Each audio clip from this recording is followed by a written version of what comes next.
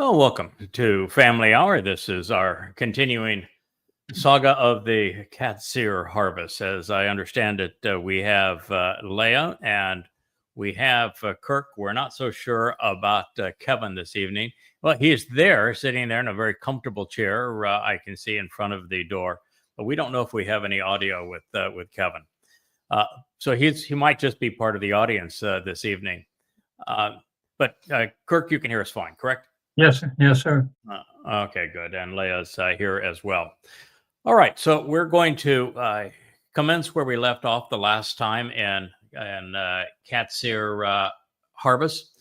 This is the ongoing story of Yahweh's ultimate salvation, really, of his covenant family. This is the last chance to keep them out of the time of Jacob's troubles. It's a marvelous opportunity. We would encourage everyone who is interested in spending eternity with God to listen to what we have to say about how we can participate really in this harvest. And boy, I tell you what, the last few days, it is becoming overwhelmingly evident that we are not going to get anybody who is part of any religious or academic community to listen.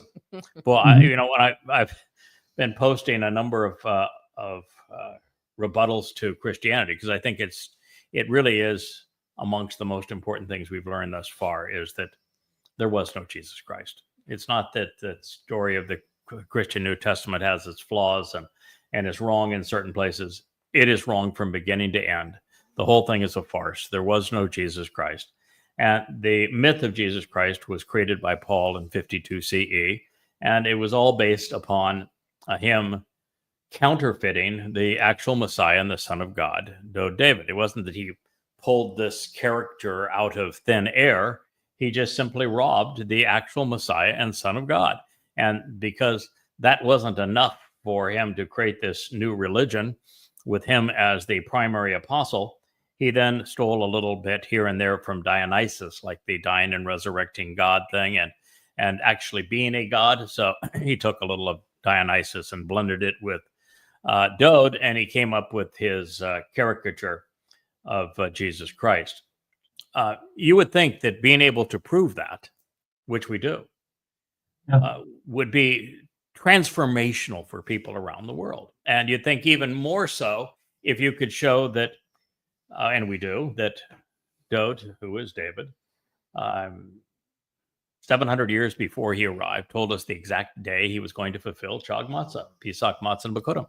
He told us that he was going to be crucified in year 4000, which was on 33 C, and gave us the exact dates the Moed Mikre would be fulfilled.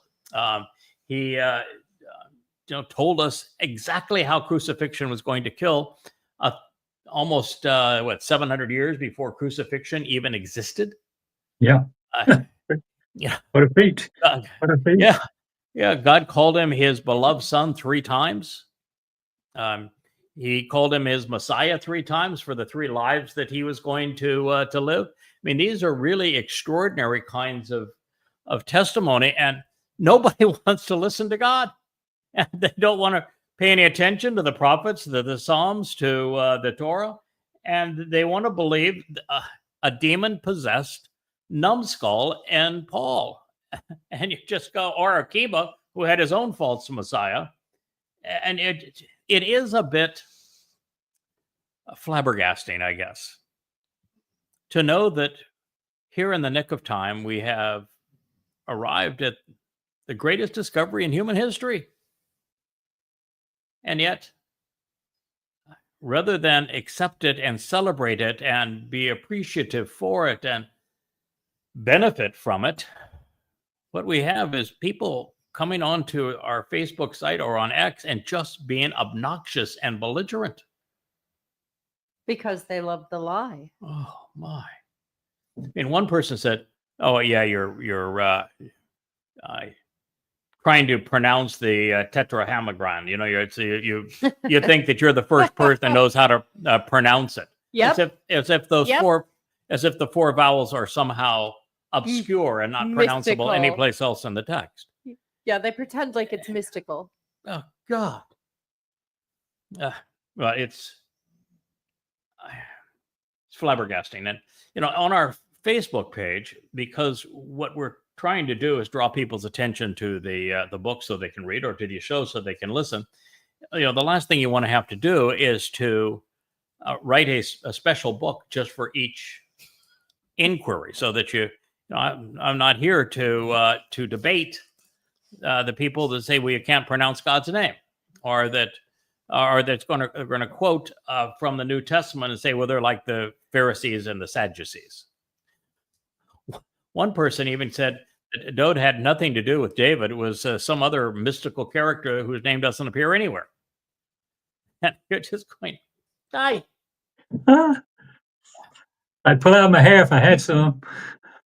Oh, and thus far, and 16, almost 17,000 posts on X, there really isn't a single prolific poster with a following on X representing Israel that has said, you're right. I've checked out what you're saying about who Dode really is, and he is the Messiah. He is the former and returning king. He is our savior. He did say he was going to be here to fulfill Pesach Matzah Mekonim. He did write about his crucifixion in first person. He is the person that was covered over and his identity stolen in the Christian New Testament. And it's just so profoundly important for us to know that at this time.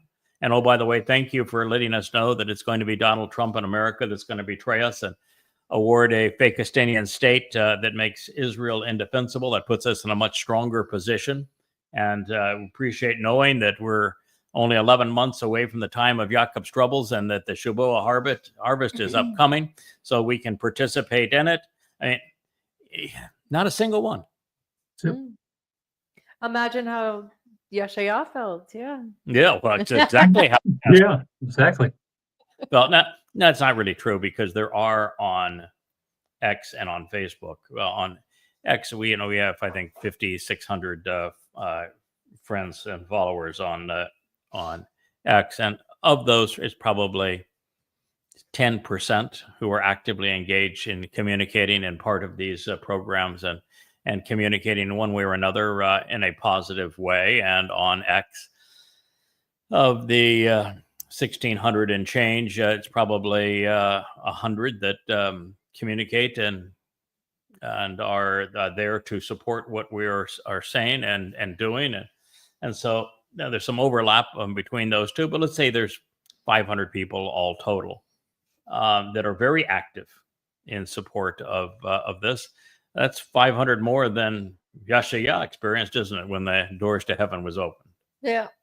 That's 498 more than Moshe experienced at the end of 40 years of trying to herd those malcontents across. When you put it that way. Yeah, he only had two. We've got, I think we're ahead. We're ahead of the curve. And truthfully, the preponderance of the people that are part of the covenant aren't engaged in social media. They, have read the books. They will occasionally communicate online, but they're just not social media kinds of people. Can't blame them. I wasn't either. Yahweh said, I want you to do this. I wouldn't be doing it. So they just are not inclined that way. And a lot of people are introverts. You got Rich over here hiding in the corner. He's got a camera. He's got a microphone. But you think he's going to turn it on? No. It's on. It's part of it is that people. Yeah, a lot of people have a high comfort level out of the spotlight. I mean, I can attest to that. I was happy being Yada anonymous. I know. Yeah, the only one we know for sure that is genuinely interested in being in the limelight. It's Wookie. Is this guy? Is this? Oh, There we go. Oh, excuse me. Okay, we'll get you all untangled here. There you go, Wook. Well, there we go. There you go. No harm, no foul. I wonder why it is that the message doesn't track with my people. And, I thought a lot about it over the last few days.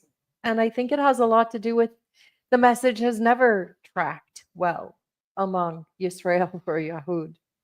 Well, And if you mean by never, starting with the Exodus and really the first day of the Exodus and proceeding all the way to today as never after 3,450 plus years, then you'd be right. It would be never. I don't think Israel has ever had a relationship with Yahweh. I don't either. Wow. Oh. Here and there, a smattering of individuals. Other than that, as a nation, Yeah. no. You look back and you say, all right, this covenant relationship started with Abraham, but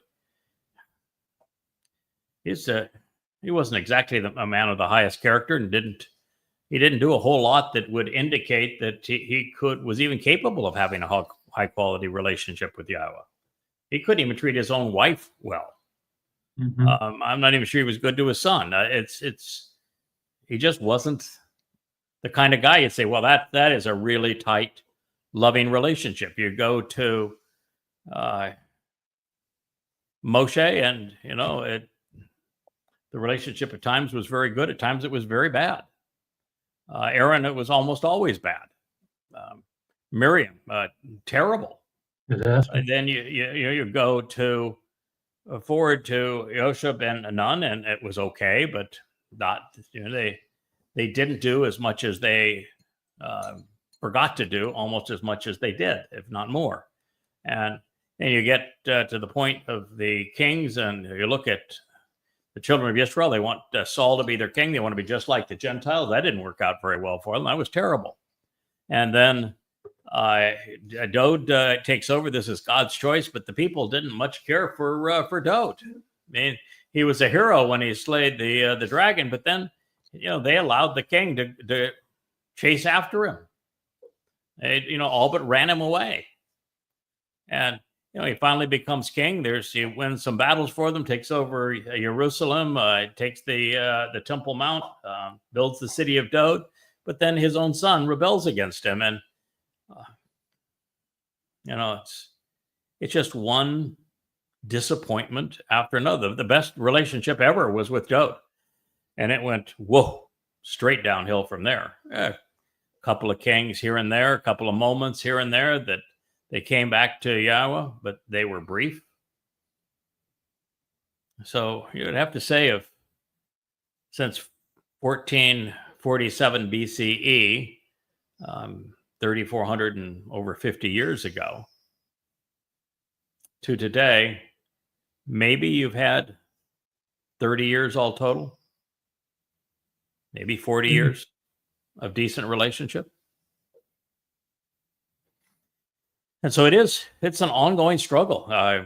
During the Exodus itself, God even said, I can't deal with these people. He bailed on them. He then, even in the prophet Hosea, reminded them, I'm divorcing you. You are not my children anymore. And he had to say that, yes, there will be a time where I'll come back to you and we will have a relationship, but that's a long, long time from now. More than 2,000 years from now before we're going to have a relationship again. And then he finally tells us that he's going to reaffirm his covenant relationship with Yisrael and Yehudim, and through Hosea again he says, you're going to be my people again, and I'll be your God. And so we know there is this reconciliation. God's been very clear about it, but it doesn't take place until the very last moment of the last day. So the relationship's going to be horrible. I just posted before the show began a clip from Bibi Netanyahu, where he was talking about the Lord is watching over and blessing Israel. And I said, well, if you mean what he said, Lord, Yahweh said. Yeah, if you mean in the Lord that you're talking about Satan, who Yahweh says is the Lord, then you could be right. But if you mean Yahweh, no. You don't. You rejected him. You deny his name. You replace his name. You got no idea who he is. And he said specifically, I'm sitting this one out. So he will, but he's not going to pay any attention to his people until his people return to him. And that is what we're here to prescribe through this upcoming harvest. Wookiee, in the worst way now, wants to get down after knocking over the microphone and getting caught up in my headset. He not only wants down, he has moved into the Wookiee wagon. He has a special house here that is a little camper. It's a camper. It's called it's Wookiee's Glamper. It's called the Rough Life is the license plate on it, but it's a full-on Glamper. And Wookiee has just decided he was going to hang out there. Everybody show. Yeah, so everybody's got to have a place, right? Yeah. This is my timeout place. So as we return to the testimony that we were sharing regarding the Qatsyr harvest, because that's why we're here. We want to encourage people to listen, to be part of this harvest, to return to Yahweh so that you can enjoy what it means to be part of his family. And this is a really straightforward opportunity. God has made it clear that there are 5 conditions of the covenant. If you accept those 5 conditions and you attend his Moed Mikre, acknowledging his name and his son's role in fulfilling those first 3 Mikre that provide the benefits of the covenant, then you can spend eternity with him. You are made immortal, you're perfected, you are adopted, you're enriched, and you're empowered. But you have to know what the 5 conditions are of the covenant and accept them. And that's tough for a lot of people today, because 90+% of people today are, and have been for a long time, religious and political. And you can't be religious or political and be part of the covenant. And then you have to walk to Yahweh and allow him to perfect you. And the only way to do that is to correctly observe the Moed Mikre. And the one where you become perfect is the one that Jews don't even acknowledge. They don't celebrate. So you've got to get your act right and recognize the purpose of Pesach, Matzah, and Bikurim, and how Pesach is just the first day of Matzah, and that Pesach is not a 7-day celebration. And Pesach has nothing to do with liberation. It has all to do with life. It is Matzah that is about liberation. And so it's just a complete restoration of the proper intent of those Moed Mikre. Then you go to the 3rd condition, which is to trust and rely on Yahweh. But how can you do that if you don't even know his name? Or refuse to say his name. Yeah, if you think that it's a mystery to pronounce the Tetragrammaton, and you can't fathom that, well, there are 22 letters in the Hebrew alphabet, 5 of them are vowels, and these 5 vowels, of those 5 vowels, 3 of those letters are in Yahweh's name, and they're amongst the most common letters throughout the Torah, prophets, and Psalms, and there are thousands upon thousands of words that tell you how to pronounce them, and you're not smart enough to figure that out. But, oh my God, it's the Tetragrammaton. You can't pronounce that. Ooh, it's sacred. You got to call him Hashem, because we have too much respect for his name to actually acknowledge his name. How's that possible? He said it all the time. Yeah, but how can you have respect for someone's name if you don't say it, if you don't acknowledge it? You can't. Wouldn't that be a disrespect for it? Yes. A negation of it. Yeah. Are you familiar with what the 3rd statement that Yahweh etched in stone says? Yeah. Don't mess with my name. Yeah, don't mess with my name. That's paraphrased, but yeah, it's that anyone who negates the merit of his name cannot be saved. That there is no salvation for those, and no forgiveness for those who negate the merit of his name. And there's nothing that would negate it further than completely writing it out of his testimony in your lives and never saying it. That's about as extreme as it gets. Yeah. And of course, even you look at the 2nd statement that Yahweh etched in stone. Can you paraphrase that for us, Kirk? That's one with. Is that the one? Let's see, where we don't Don't make any engraving objects. Yeah, but it's just don't be religious. There's Oh, like don't be really. Yeah, all the about stuff that goes with about it. 5 different ways that God says don't be religious. Uh-huh. No idols, no false symbols, no false No gods, bowing down. no religious arts, no bowing down, no entering places of worship. Don't be religious. It's every way he could possibly say don't be religious is the second statement, and yet they're religious.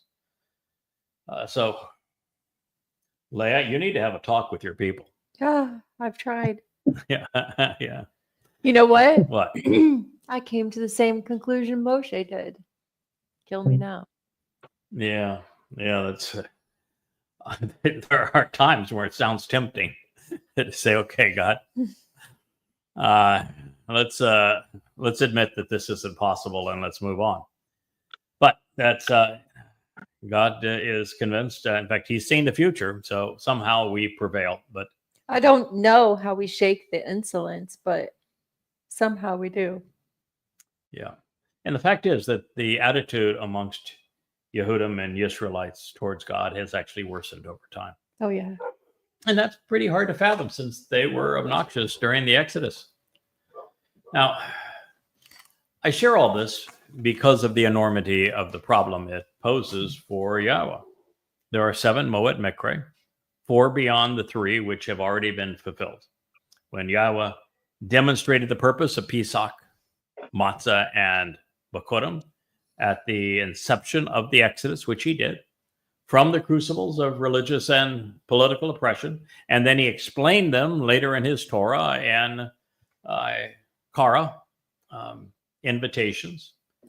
It was with the anticipation that, well, they would pay attention to what he had said, and that, of course, he would honor his promises.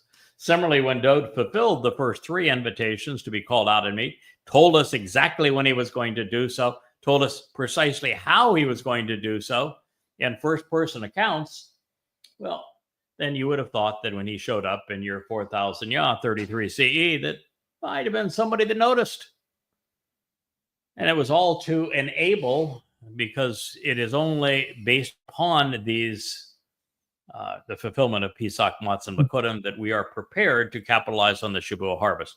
So if you want to be part of the Shabuah harvest, the first thing you must do is to understand the intent of and reply favorably to the invitations that God has made to us regarding Pesach, Matzah, and Bakurim, and Dowd's fulfillment of these dates. And for those who miss out and don't get their act together, pursuant to the relationship with God by Shavuot, which will be 22 May of next year, 2026, the last chance for one to become immortal in God's presence as part of these first 6,000 years is going to be on Teruah, 23 September 2033, or 6,000 Yah. And this is all being accomplished in the expectation of returning on Yom Kippurim to enjoy Sukkah with the covenant family. But here's the rub. If there isn't anyone who knows Yahweh's name, Dowd's role in the Mikre. I had one person wrote me today, said, I know who Jesus is. I know who Yeshua is. I know who Hashem is. I even know who Abraham is. Oh. But I don't know who Dowd is. Who's he? Yeah, that's the problem, isn't it? Yeah, well, that and not knowing Yahweh and corrupting Abraham's name. How do you get Father, which is the basis of Abraham, is merciful Father? How do you get merciful Father if it's an Av? I don't get it. Particularly when those first 2 letters, the first 2 letters of the Hebrew alphabet, they're pretty clear as to what they represent. Yeah. Yeah, we can say Ava, but not Abba. Right. How did that work? Hey, wow. Oh, there we go. We have Kevin back. We have a I've been working. It was on my side. I've been working in the background. Don't worry. Wow. Sir, Well, don't touch another button. Wow. Sir Short chiming in at the Sir Short Yeah. Simon in at the right time. The Yeah. behemoth of brevity. Yeah. Wow. Pretty soon we're going to have right above Leia. We'll have Rich, and we'll have a quartet. Well, I guess what's five? Quintet. A quintet. Quintet. Here we are. So we are now in a position we're trying to, as we say, we're preparing for what Yahweh wants to accomplish, and are in his dilemma. And it's really a tough spot that Yahweh's in, is that prior to us sharing his name, no one knew how to pronounce it. And it was obvious. It wasn't like it was difficult for us to figure it out. And it wasn't difficult for us to prove that this is the correct pronunciation either. And we've done so. But boy, is it difficult to get people to accept it. They have no interest, even though it's the greatest discovery in human history, of Dod's role in fulfilling the first three Mikra, or his role in fulfilling what will be the sixth, or how he'll be the king of the seventh. They have no understanding. I don't think there's 1 in a million people that understands the purpose of the Moedim. It's worse than that. They don't want to know.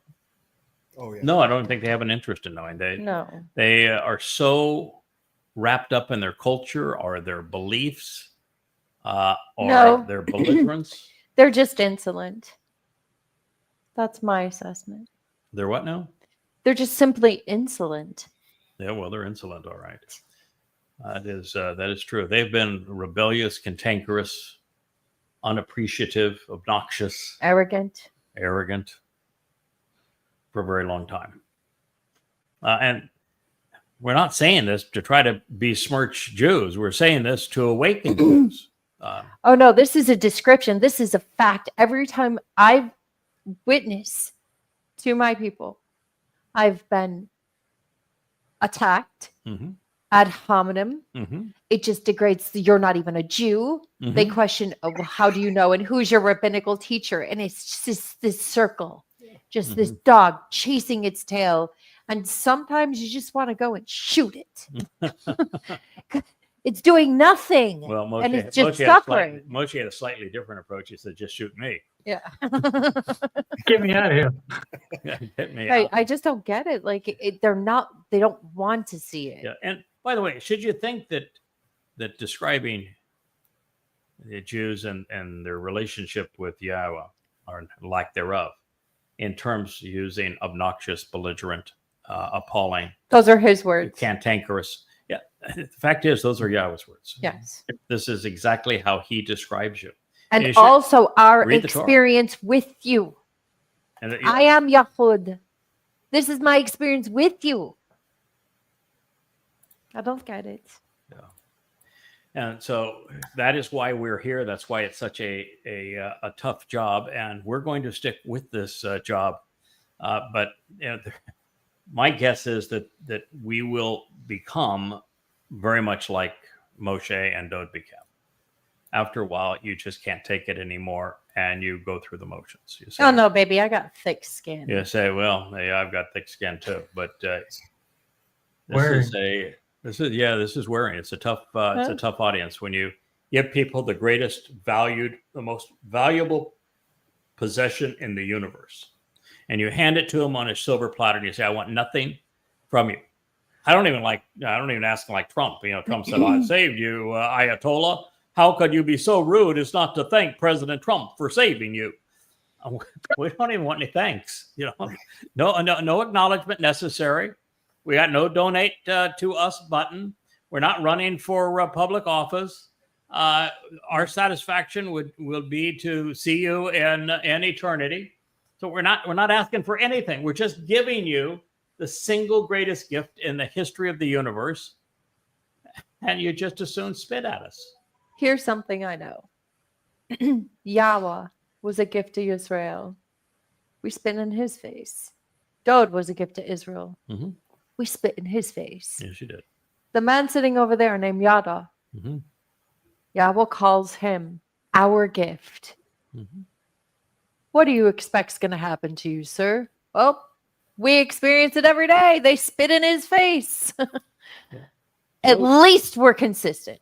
Dode went so far that he came back for a second of 3 lives, allowed the beast of Rome to rip the skin off of his body and to nail him to a torture stake for the most excruciating form of death, to publicly fulfill Passover. And then he volunteered for his soul to carry our guilt into Sheol, to deposit it there, never to be seen again, all for our benefit. And there aren't not even 1,000 Yehud in all of history that have acknowledged what he has done. How much more rude could you be than that? I mean, that's even more rude and disrespectful than not acknowledging Yahweh's name. I doubt there are even a few hundred. In fact, I would say there is one thing worse than failing to acknowledge what Dode achieved by fulfilling Pesach, Matzah, and Bikurim and the sacrifice he endured. There is one thing worse. Calling him Hashem? Nope. No, that's. I don't think God is as bothered by his people's failure to acknowledge his name and love and respect his name as he is by their failure Rejection of to Dode. appreciate what Dode endured That's right. for them. It's No, the I think son. there's something far worse than ignoring what Dode has done. Giving it away. No, Giving it away to that's, someone else. well, that's by ignoring it. Making up other religions. That's close. Being religious. That's close. Political? Stumping the stars here. Kirk, bail us out. No. Kirk, can you? Being I would say political. Dode. Okay. How about Rich?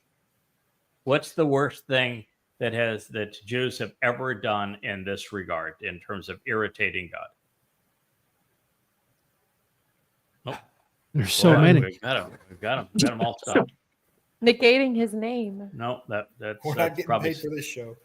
that's probably it. probably third. I mean, my guess is then there's not a lot of people that know the answer to this yeah. question because you guys are well read and you've thought Very about it. nice, yeah. Okay. I've actually said this on a bunch of occasions. When Paul, as a rabbi, robbed Oh, I know where Dode you're of going. everything Yeah. and promoted a mythical caricature to replace everything Dode had done, to create a fraud that billions of people would believe in. And then when Rabbi Akiba doubled down and said, I'll do you better, I'll come up with another false Messiah to hide the truth about Dode. So they not only ignored him, they replaced him with frauds. Yeah. Buried him some more. And I think that is the single greatest Yeah, I crime get in it. human history. Yep. Religion is not a victimless crime. Yeah. But in this case, the religion of Judaism and Christianity are both based on not only denying what David Thievery. has achieved, but replacing him with outright frauds. And that's where we So if get you- who's Dode. So there we go. This is why what we're offering is the single greatest discovery in human history, and it's the greatest crime ever committed. Agreed. So it's more than just reintroducing Yahweh's name. It's more than just recommunicating and reacquainting God's people with the reality that Dode fulfilled the first 3 Moed Mikre. It's more than just explaining how there are 5 conditions of the covenant and that the 5 benefits of the covenant are fulfilled through the first 3 Mikre. It's more than just explaining when these things happened and when the next 2 harvests will occur and what will happen between them, as well as when Yahweh and Dode come back. It's more than just understanding the whole picture and how it fits together. Because there is a bigger problem than the lack of knowing Yahweh's name, even Dode's name, Dode's contributions, the conditions and the purpose of the Bereth covenant, the purpose and the intent here of the Moed Mikre and their timing, and God's overall plan. There's something that's far worse. Now, I don't think anyone's going to guess what I'm going to say here, but it's the single worst thing right now that is continuing to divide Yisrael and Yehudim from Yahweh. Politics. No, it's the single worst thing a person can suffer from. A Apathy. bad Attitude. Oh, attitude. attitude. A bad Yeah, attitude. that always is true. The world has a bad attitude about God. Christians, Muslims, the practitioners of all forms of Judaism, especially the Haredim, secular Jews, Marxists, everyone. They all have a really crappy attitude about God. Yes, because they all secretly blame God. Well, no, they all secretly have false gods. Not secretly, they publicly have Publicly false gods. have false. Yeah, publicly have false gods, and They secretly blame God. and they condemn the real God on Yeah. behalf of their false gods. They have a crappy attitude. I mean, the reason that Yahweh burnt up the entire area around the encampment for the children of Israel and called them every derogatory name in the Hebrew language is because they had a crappy attitude when they were complaining about everything rather than goes right back to the saints. So Yahweh endured exactly what we're enduring, and it's important for Yehudim and Goyim to recognize this.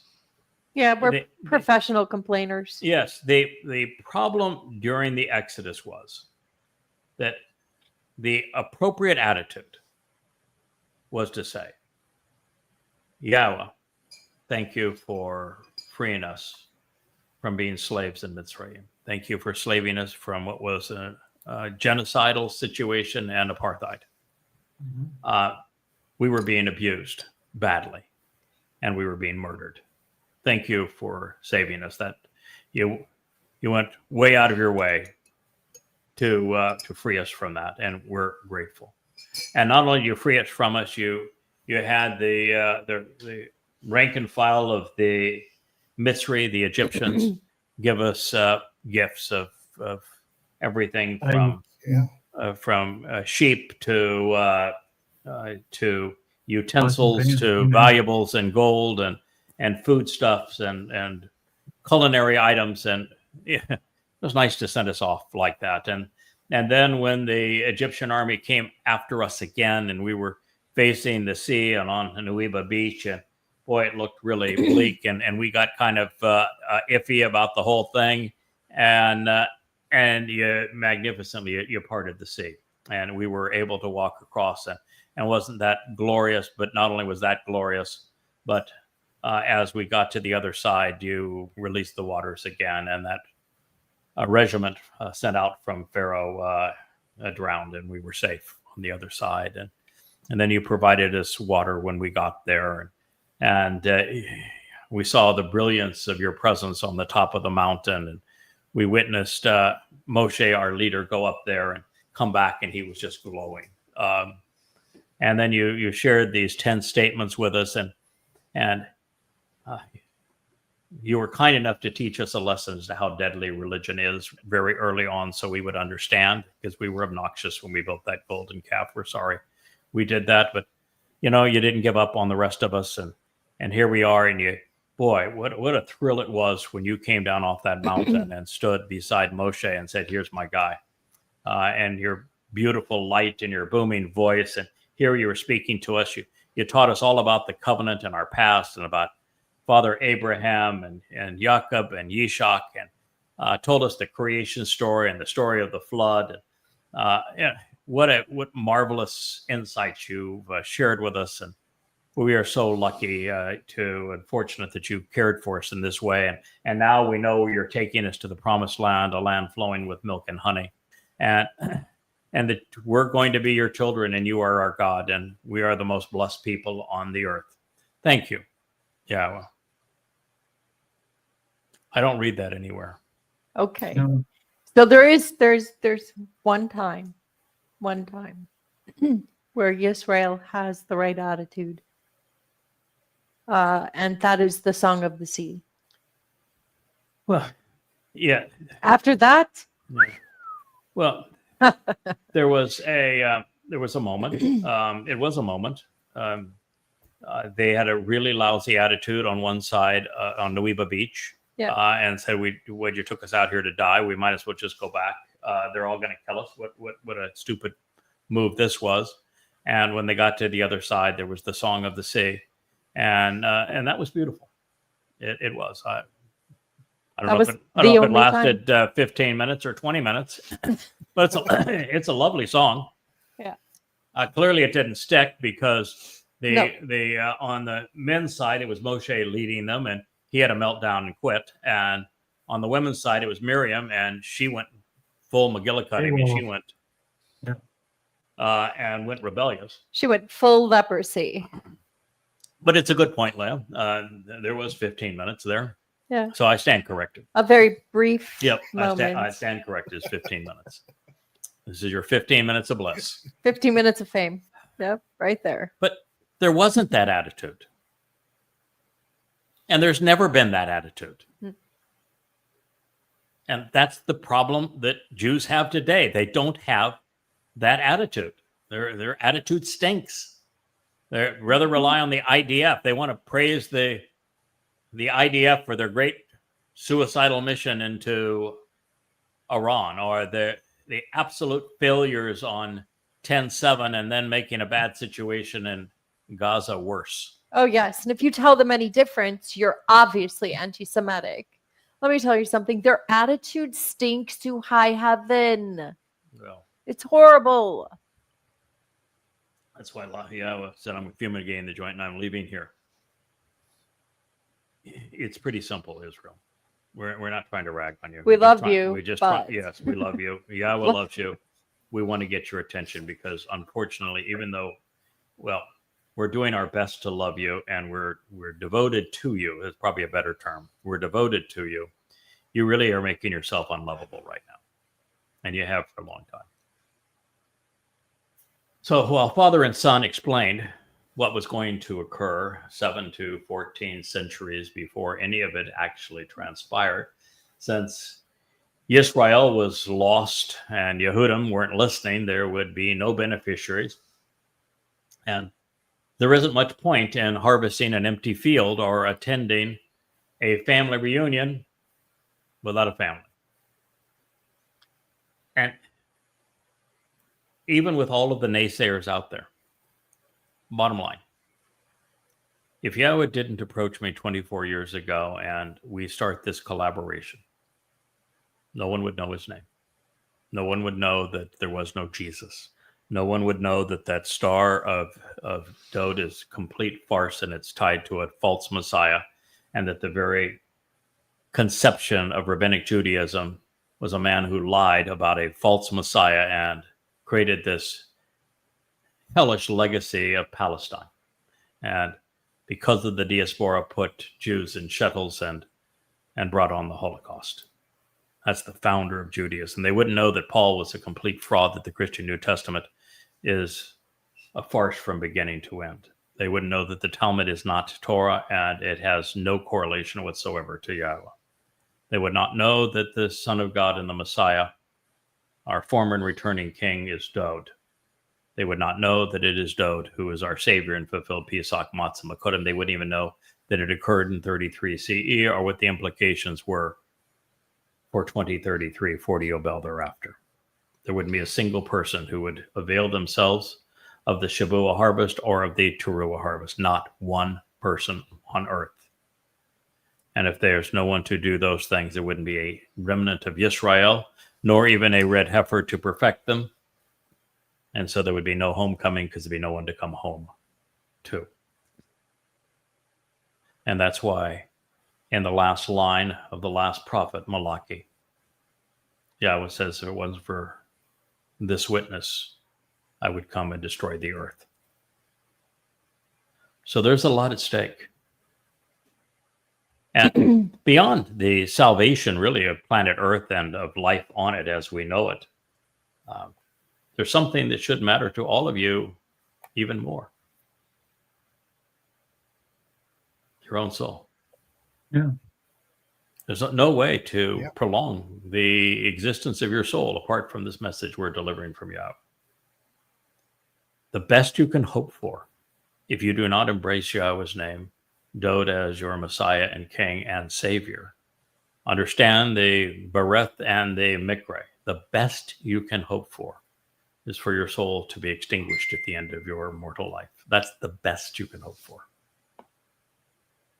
And if you are engaged actively in politics, engaged actively in religion, Bye-bye. yeah, and if you're one of those that wants to come on the Facebook site of the one conveying this message and besmirch it, then it's you're not going to have the that situation where your soul ceases to exist.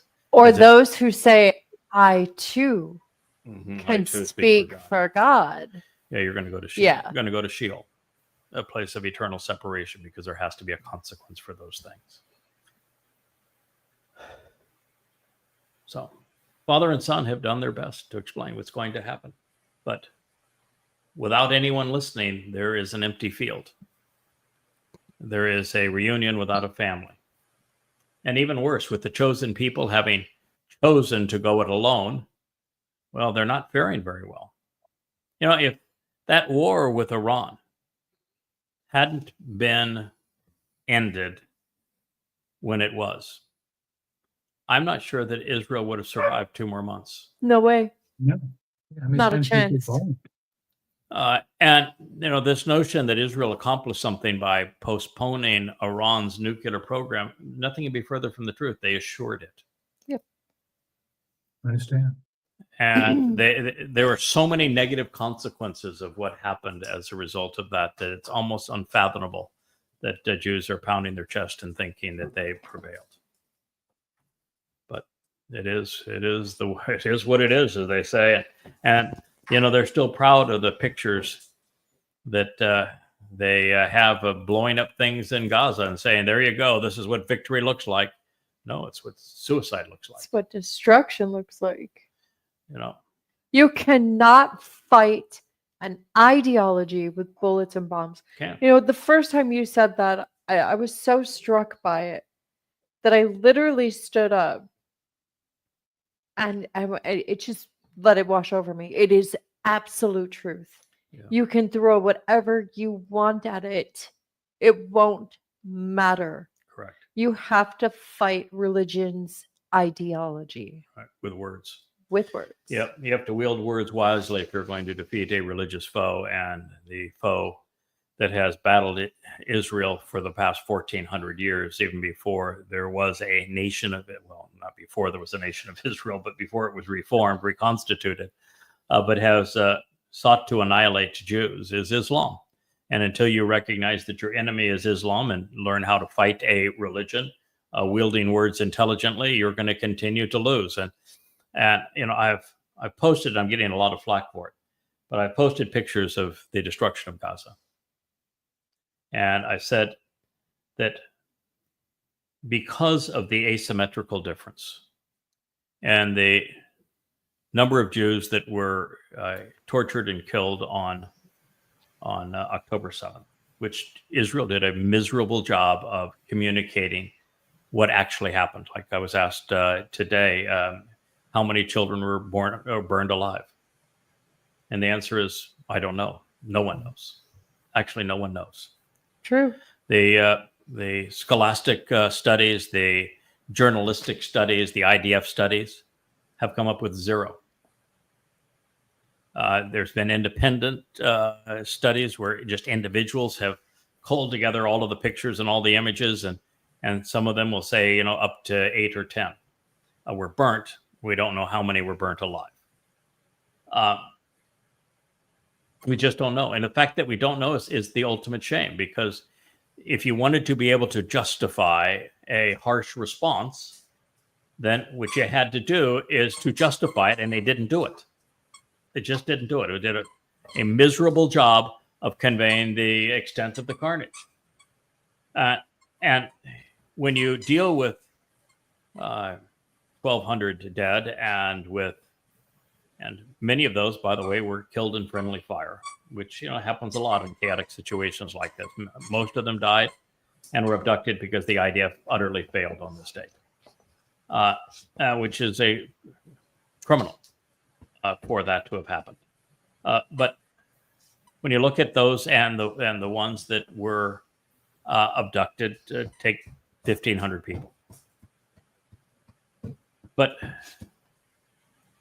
not only was that almost 2 years ago now, not only was it never properly conveyed by Israel. There's some videos that came out late, but they show a fraction of 1% of what occurred.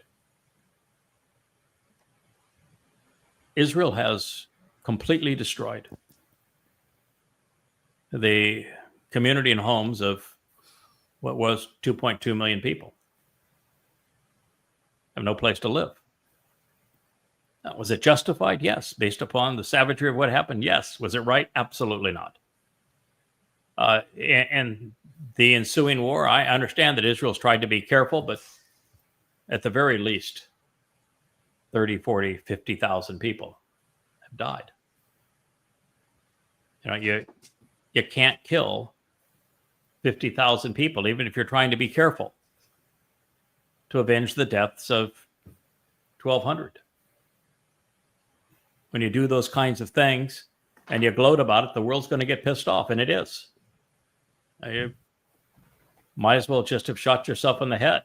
It's this is a situation where were you justified? Yes, based upon the carnage, based upon the fact that the Muslims in Gaza were all complicit, all of them. And so you were justified? Yes. Was it the right thing to do? Hell no. Was there a better choice? Absolutely. Which is why on the morning of 10/7 and throughout that rest of that week, I wrote the open letter to Israel and said, here's the 5 things you need to do. No, you had a perfect solution. Yeah, if you do these 5 things, you're going to get your hostages back. You're going to win the war against Islam. Your standing in the world is going to rise enormously. You will have no more foes that come after you. You'll be back in a relationship with your God. There will be no Fakistinians and no Fakistinian state carved out of your heart. You're not going to be sold out to the highest bidder, which in this case is Saudi Arabia. None of that's going to happen.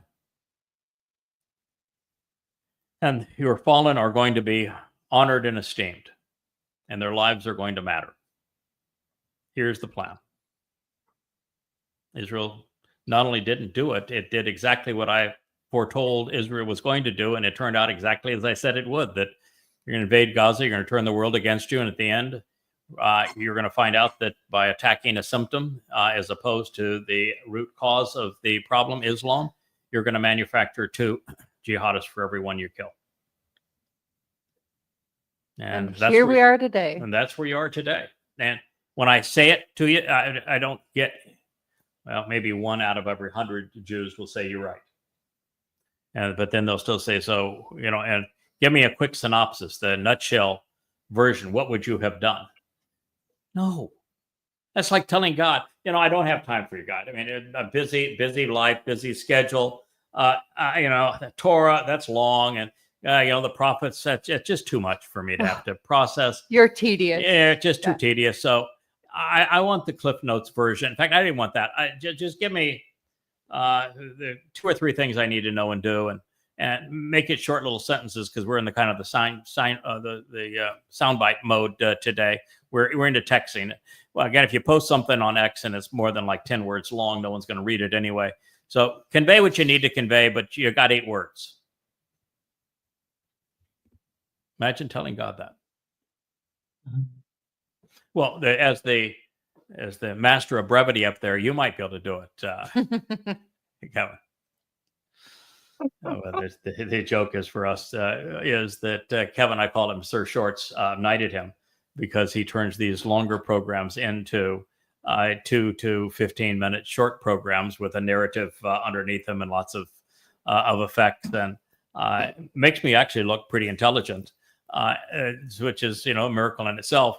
But he creates these short versions of this program, so I call him Sir Shorts, and he refers to himself as the Bashama of the Bashar's brevity, and so the BBB is what we're witnessing up there.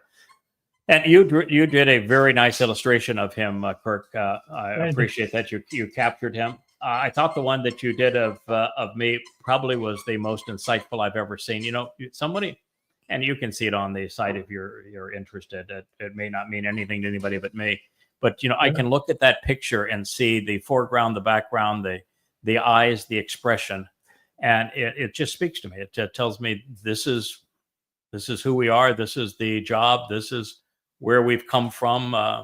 It's very introspective.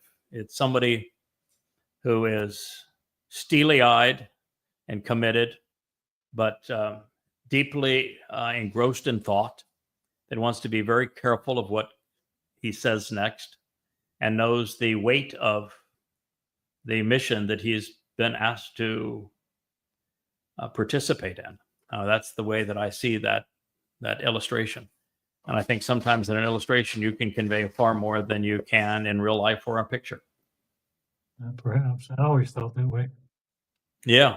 It's in this case, you conveyed more than a picture could by a considerable margin. Well, So- I always said, Yeah, you do. I mean, it's apparent that you could not have drawn that without knowing the subject. It is, in fact, if there was a single thought, it would be contemplative and serious. Someone who is seriously devoted to the mission, exceedingly thoughtful about it,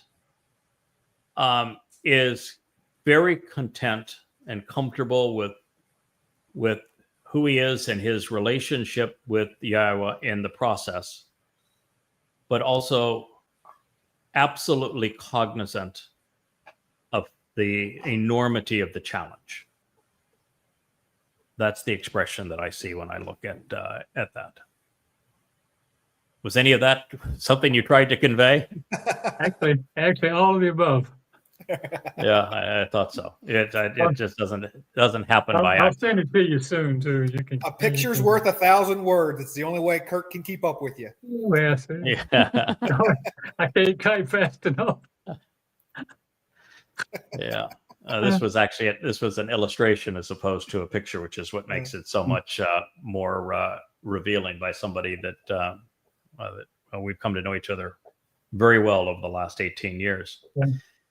So here we are. We're trying to prevent the depopulation of the planet such that the Moed Mikre can be fulfilled and that Yahweh is pleased with the harvest. We do have the confidence to know that Yahweh is actually reported in our past about our future and says that we prevail. We don't, we know that his standard is not quantity, but quality. So we prevail to his standard. And we would love to prevail in both quality and quantity. And we are welcoming all who would like to listen. But, I think you need to know a couple of things. One, God's not going to dumb it down for you, nor am I. Yeah, to quote my good friend, Captain Kirk, if you want to be a part of the covenant, you've got to have the want to. Mm-hmm. Yep. The second thing is, so after the fact, we're not going to dumb it down to you. We're not going to change the rules for you. God has his rules. It's his home. And he has house rules, and you'll either accept those rules or not. But you're not going to get him to change any of them. Number 3, your opinion may mean a whole lot to you, but it doesn't mean diddly squat to us or to God. So Nope. you can just keep it to yourself. Somebody wrote, well, I think we all make ourselves into the gods we imagine. And, What? I know I somebody know. like that. Yeah. No, we make gods of our own imaginations. We That do. is true. Yeah. But We become the gods of our imagination. I just, Okay, I pal. don't care. I do not care. I do not care what your opinion is. I really don't. And it's irrelevant. I don't want to be rude, but I'm not interested. I'm not going to debate you about it. And if you have something you want a different point, no, we're not going to go there. And number 5, if you're looking for special instruction because you're special, and that you're not willing to come to the knowledge of Yahweh, the Berith covenant, the Mikra invitations, Dode, his beloved son, our Messiah and King, the way we all did, which is by reading Yahweh's testimony, studying his words, contemplating their intent, and going from ignorance to knowing, and then from knowing to understanding, and then from understanding to responding. If that process isn't good for you and you need your own special tutor that stops whatever else they're doing and just gives you your own private tutoring, it ain't going to happen. I don't even care if you're Elon Musk, Donald Trump, and Vladimir Putin, all rolled into one. Maybe a little Z thrown in there too. Not going to happen. You're no more important or any less important than any of the rest of us. And there isn't a single one here that is here because they wrote and said, I don't have time for all those books. Can you just tell me what I need to know? Can you give me the cliff notes? Why don't you just answer these questions? Why don't you explain how you came to these conclusions for me right here? And that's never happened. I don't think there's a place even where God says, I'm going to drop what I'm doing. Let's stop the narrative right here. I'm going to give you a quick synopsis of what's entailed if you want to be part of the covenant family. Nope. It doesn't do it. Not once. Nope. You got to jump into the story at the beginning. It's a very good place to start. And then you need to make your way through the end, which is the best place to conclude. And that's going to get you from Bereshith to Malachi and no further. And even good news is for those who are like Kevin up there and you prefer brevity, there's some books you can throw out. You can throw out Job. You can throw out Jonah. You can throw out Esther. You can throw out Ecclesiastes. You can throw out the Song of Solomon. You can throw out the very long book of Ezekiel. They're all rubbish. They don't belong. So, we've already done what a service we're providing. Although I think you'd actually be better off studying the book of Ezekiel along with us and reading those 2 volumes on Babel so that you could understand exactly who Satan is and how he works and what he's trying to achieve. Because if you read those books, even though they're false, based upon satanic wish lists and Satan's autobiography, you can learn a ton that's very helpful in life. So, I would actually encourage reading them. No, you can learn how disgusting Satan is. Yeah, or how he works. Yeah, how he thinks, how he moves about in the world, what he thinks, what he wants. Mm-hmm. What it means to say Lord. Yeah. Know your enemy. It's like that vision that has all the astronomical signs in it, astrological Zodiac? signs in it, I should say. The zodiac, astrological, zodiac signs in it. And then has the eyeballs and very Babylonian. It's Babylonian. Oh yeah, 100%. And the notion of all of the subservience that Ezekiel goes through and all the torment that he endures, it's satanic. It's very much like Islam in this regard. And then you move into the book, and there's 25 ways to kill a Jew. The spirit that pretends to be Yahweh in that book is fixated on killing Jews. There's 2 graphic. Oh, and raping Jewish women. Too. Graphic, yes. Rape scenes, pedophilic rape scenes. He's, the Lord of Ezekiel rapes 2 young women, and one of them with others that he gets very graphic about stallion proclivities. It's just really sick. It's deeply disturbed. And then he's got the Valley of the Dry Bones, which is a complete farce. But, he wants a physical resurrection because he wants to tantalize or torment humankind, just as does Allah and Islam. They're the same in this regard. And Then you go to his millennial temple, and the millennial temple is a monstrosity. The structure is so large, it paves over not only the entirety of Jerusalem, so there's nothing left in Jerusalem other than this. It covers up almost all of the territory of Yehuda, paves it all over. It's presented like a concentration camp. It's a horrible thing. And then he has his renditions of this Moed Mikre, and there's only one that he preserves, and he corrupts it miserably. And that's Pesach without matzah, which means that's an eternity in Sheol. So that's why he does it. And then he adds 3 feasts of his own. There's Do Nothing Day, which suits him perfectly. There's the worst of them, though, is the Feast of the Beast. Oh, yeah, that's all about eating you. And the Feast of the Beast, he didn't like me very much. No. So, yeah, do I have a bone to pick with him? Yeah. I mean, I don't like him either. So, it's mutual. But he gets to kill me in the end. That's why that's how the red heifer is finally sacrificed. It's Satan that kills him. Although Satan's going to really regret it because my wife is going to kick him in the shins. I mean, she's already planning all of the stuff she's going to do to him.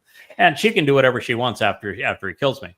And by the way, he's only bludgeoning my body, and my body at that point has no value to me anyway. So I'm happy to make the sacrifice. But and it's going to be his undoing once he does it, because then you got the remnant of Israel that are prepared to meet with Yahweh, and he's lost. And plus he has my wife going after him, and that's not going to be, he won't find that pleasant at all. She's relentless. Yes.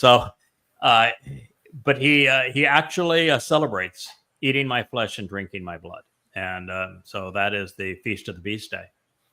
Of course, there's also a new moon day too, because he would have to have a new moon day, being akin to Allah. So this book is just horrid, and the fact that it makes its way into Revelation proves that Revelation isn't true. The Gog and Magog war, totally untrue. The Battle of Armageddon, untrue. None of that's going to happen. You can just throw it all away. And so there's a lot you can learn. And Ezekiel, he actually takes us back into Eden, and he tells us that he was the cherub on the wall. Mm-hmm. Yeah. So the reason he was able to garner Chawa's attention and to beguile her is that they knew each other. He was already there. He was already there. It's that he was one of the guards of the wall, keeping the rest of the humans at bay, and so they couldn't bother them in the garden. And so he was one of the cherubs, and he speaks of how beautiful he was and how unfair it was that someone as beautiful and handsome and powerful and brilliant was cast down, and how mean God was to do that. He sounds like your typical narcissist. Yeah, so it's really a fascinating study. So I would encourage folks to read it. And think about how much we've offered. The most comprehensive renunciation of Islam, so that Israel could actually protect themselves in an intelligent way. I mean, you can actually fight the Muslims that are trying to kill you intelligently with these 5 volumes. This is just volume 5 of 5. And then you can repudiate Christianity. This is 1 volume of 5, so that you can actually come to know that Dode was your Messiah and he is the Son of God. Then you have books like this, that this is volume 1 of 3 in an introduction to God. And it not only describes the source material and what are the oldest sources for the divine Yahweh's text, and how we came to possess them, and how many books we have from each cave, and then it goes in, Kirk, as you know, to the vocabulary. Actually goes into the alphabet itself, and explains the alphabet and what those letters each meant individually. Goes through Hebrew grammar and talks about the stems, the moods, the conjugations, and The nuts and bolts. the nuts and bolts of the whole thing. And then it has a marvelous chapter called Why You, Why Me? Oh, yeah. Yeah, so that you might know who you are and who I am and why we're having this conversation. And then, Why? Yeah. there's- Who do you think you are? yeah.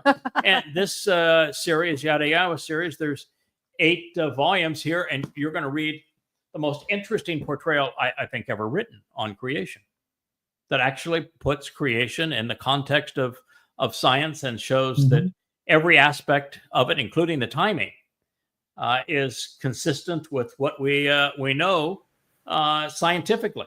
That 6 24-hour days happen to be equivalent to 14 to 15 billion years, based upon relativity and the fact that time moves more slowly and the proximity of great energy and matter. Now we even know that there were big bangs everywhere. Yeah, I was actually using the term big bang, but there were big bangs everywhere. So it was a uniform situation here. Wow. So it's just so much that these books provide. And, then there's a whole series on Dode and his Psalms called Coming Home. And then a whole series on going through the book of Yashaya, this textbook on how to perform as a choder and how to work with the choder and respond to the choder. And Yashaya, that's in the observation series. There's just nothing like this reservoir of knowledge that is being freely offered to you. Capitalize on it. To Leia's point, you're a gift. Yes, it is. No, they'd rather argue about the tetragrammaton. But then what you get back to is the bad attitude again. Of course. You can overcome in life almost anything, Except that. but a bad attitude. You just That's can't. true. And so you got to resolve the bad attitude, because with the chosen people, they have just not chosen God in return. Sad. If there's no one to save, God's not coming back. Now, fortunately, we know that there is going to be a marvelous series of events that are going to culminate with a productive Shabuah harvest 11 months from now, with a fascinating time with the 2 witnesses, Yada and Elia, and the last 3.5 years of the 7-year time of Jacob's troubles appearing April 4th, 4/4 of 30. But we know that there's going to be a horrible jihadi terrorist war that's going to be so just horrendous and appalling for Israel. It's going to be worse than anything Israel has ever experienced, 1,000 times worse than 10/7. That's why we knew that the Iraqi war had to end, because Israel can't be destroyed in the next 3 months. It's going to be taken to the point of its last gasp in 99 months from now. And the war that is being brought against it, while there are many, many descriptions of drones and missiles, many descriptions of drones and missiles and rockets as part of that war, the principal belligerent isn't the missile, the drone, or the rocket. It's the terrorist. And the terrorists coming across and flooding the hills of Israel from the inside out, outside in, all around. So numerous, they cannot be counted. We're talking about in the millions. And so that's how the prophets describe the time of Jacob's troubles. And so that's why we knew that this war with Iran had to end, because it was in a completely different kind of battle, and its terminus date would be much too soon.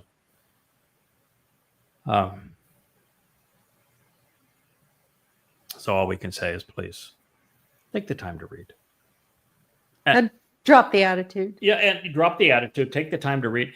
And you've noticed when I was holding up these books, they're not lightweights. We're not dealing with Harry Potter here and 200 pages of typeface that you could read from a half a block away, and big wide margins. This is not that at all. This is what you've got, and this is 825 pages, and there's 35 of them. And if you were to spend 3 hours a night every night for the next year, you won't even, well, you only have 11 months left at the Shabbat harvest. You won't even get through all of them. So you're running out of time. Now, you don't have to read all of them. I think that what we're doing in these programs, you could listen to 20 or 30 of these programs, and I think you'd have a pretty good idea. And you could read a book here on the harvest. You could read the books on Islam so that you can protect yourself from it. You can read some of the books on Christianity so that you're in a position to accept Dode. You can read some of the Coming Home, which are the most fun of all. It's just so joyous to be in Dode's company. Yeah, so uplifting. You could read those and be well on your way. Just pick one and read. Yeah. Start there. Right. Yeah. Leah, you and I met online, right? Mm-hmm. Was not a dating app, though, was it? No.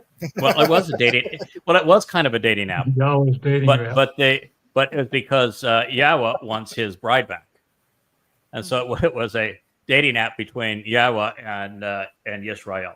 But we met online because you were searching for an answer.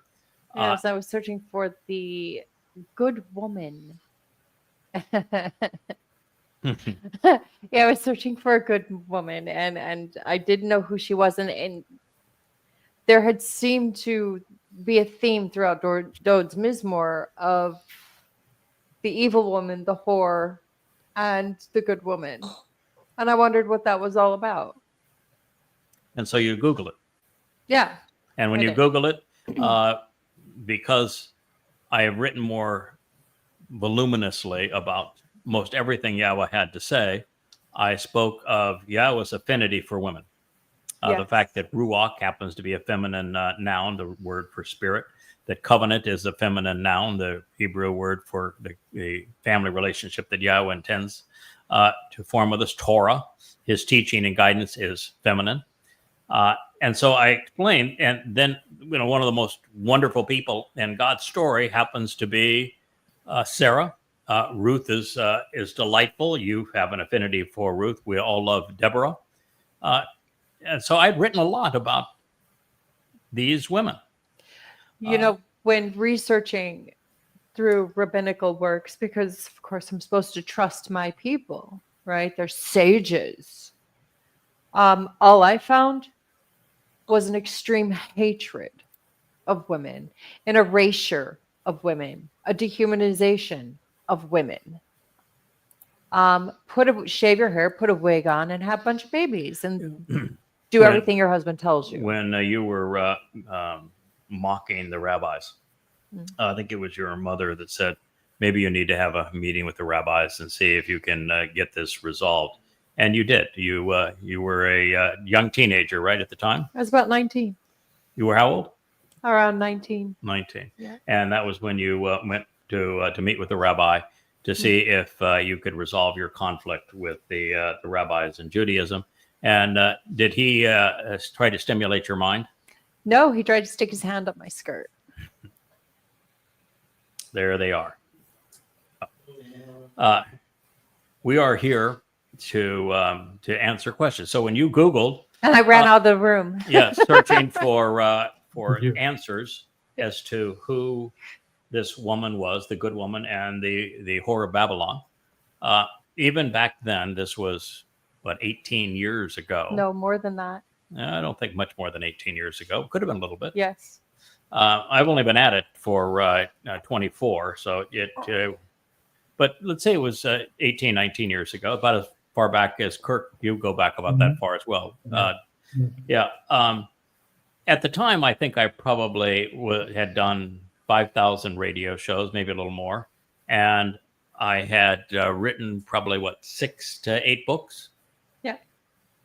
And what was your first experience? So here you are. You're Jewish. You didn't know me from Adam. No. You were Googling to answer a question. The only thing I knew or thought I knew was that perhaps Yahweh's name was Yahuwah with a U. I got that far, and the rest I had no clue. None whatsoever. I didn't know about the Moed Mikra.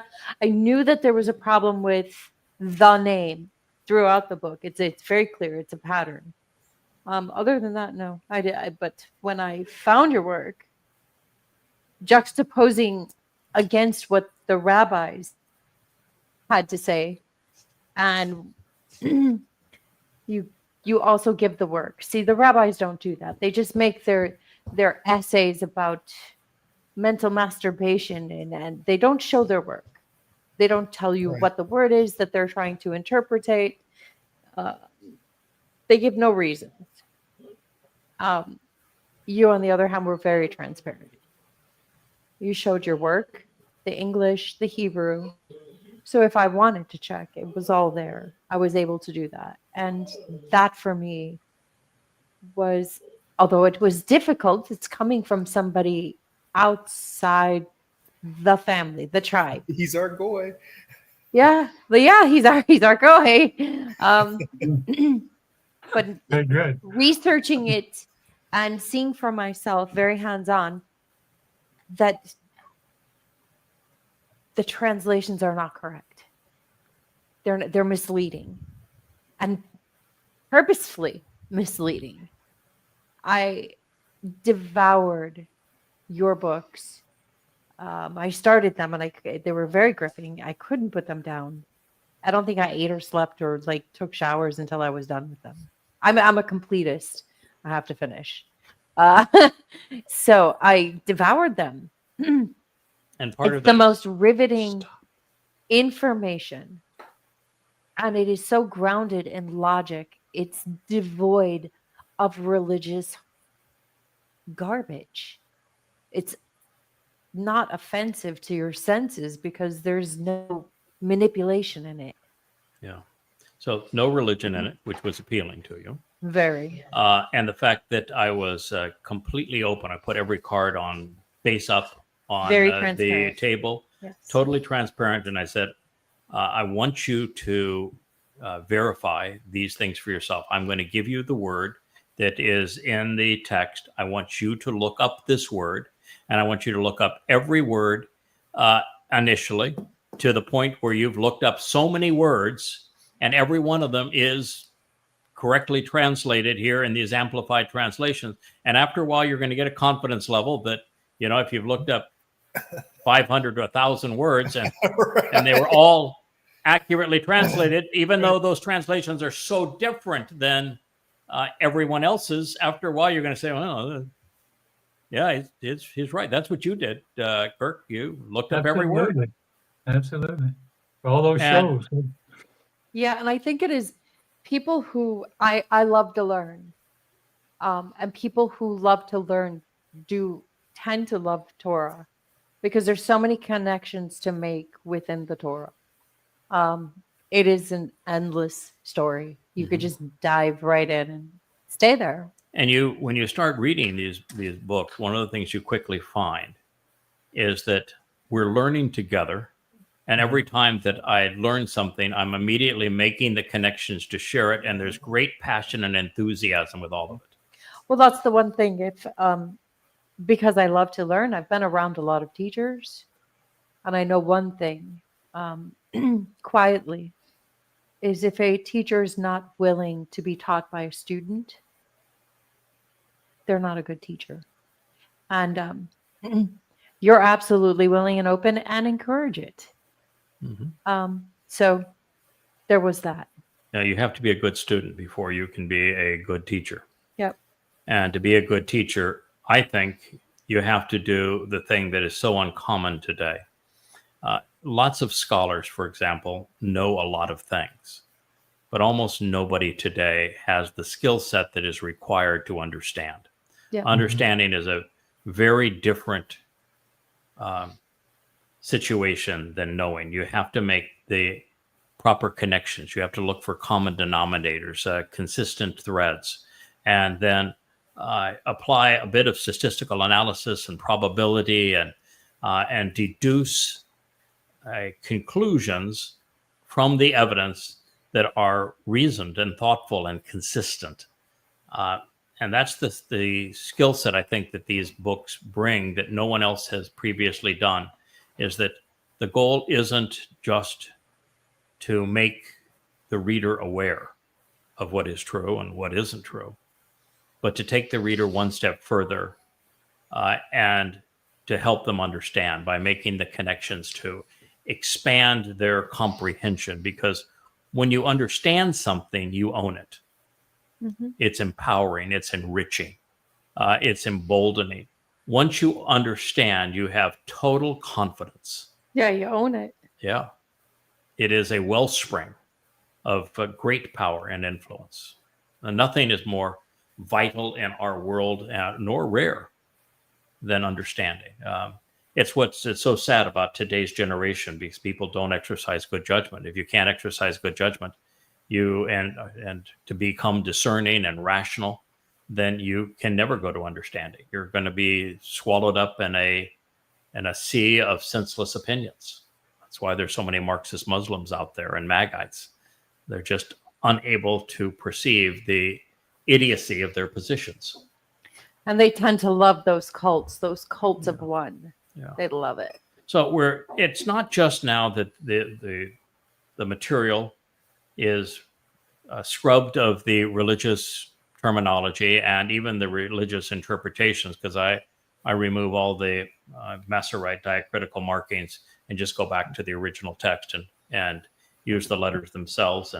And we not only go back all the way to the Dead Sea Scrolls and correct the translations for the Dead Sea Scrolls, and not only provide an amplified translation, and not only provide the means to validate and verify all of this, and not only provide insights and understanding, but I think the single most important aspect of the whole thing is not even just the enthusiasm and the joy of learning. It's that the subject is the most important in the universe. It was fascinating too. Yeah. The subject happens to be God, Right. and how to live forever with him, and how to inherit the universe with him. You can't have a more important subject.